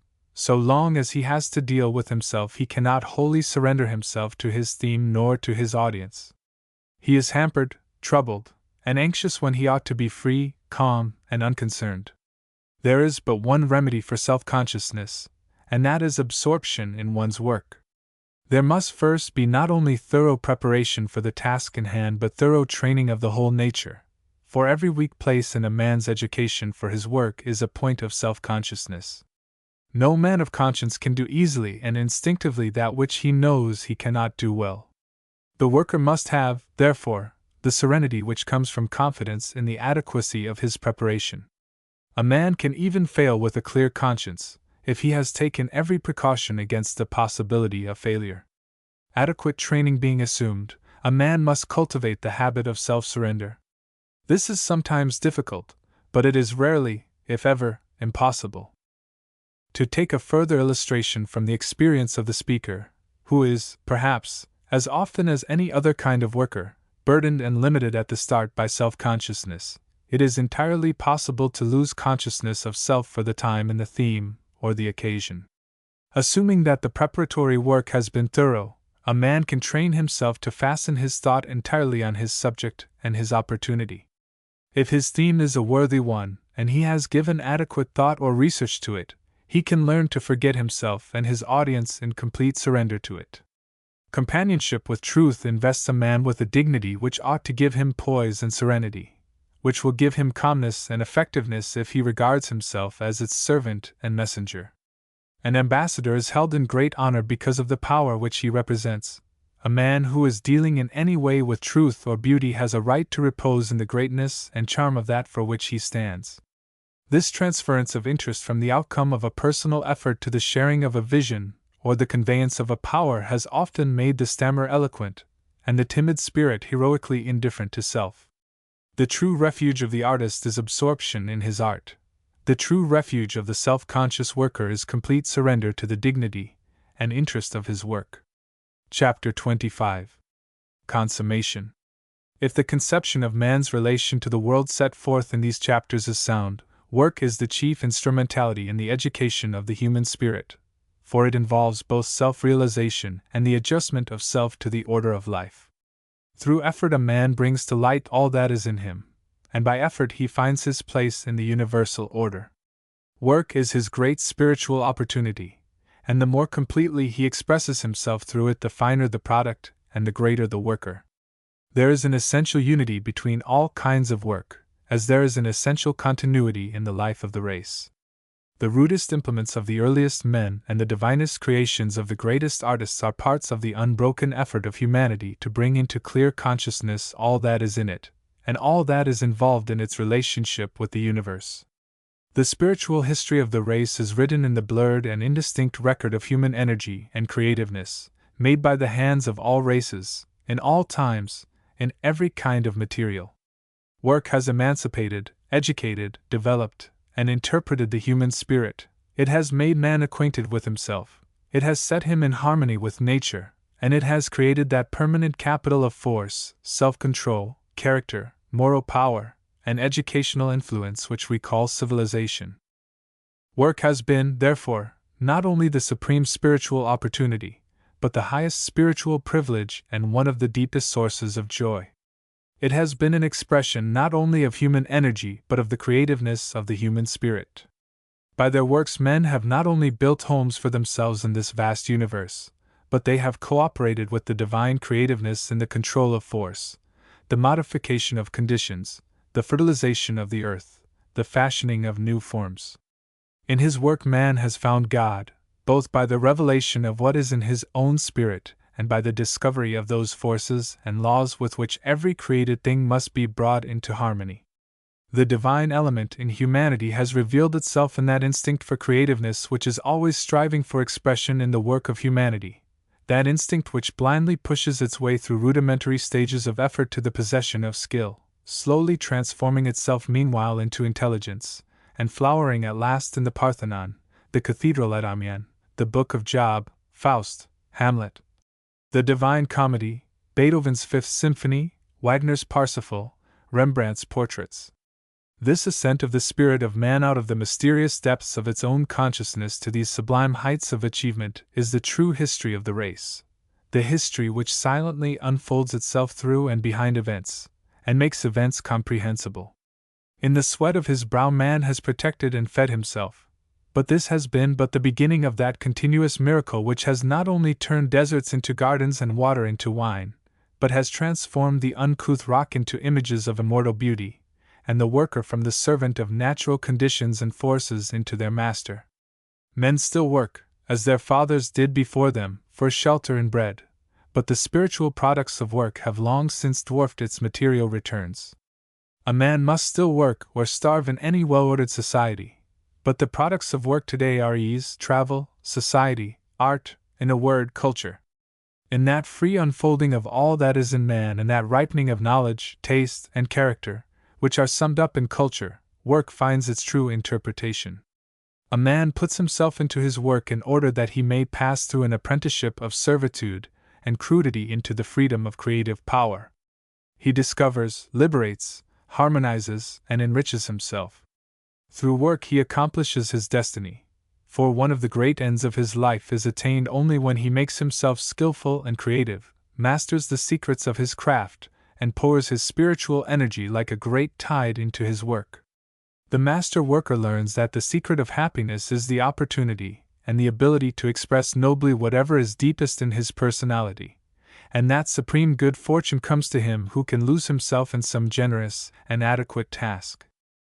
The last word, however, is not task but opportunity, for work, like all forms of education, prophesies the larger uses of energy, experience, and power which are to come when training and discipline have accomplished their ends and borne their fruit.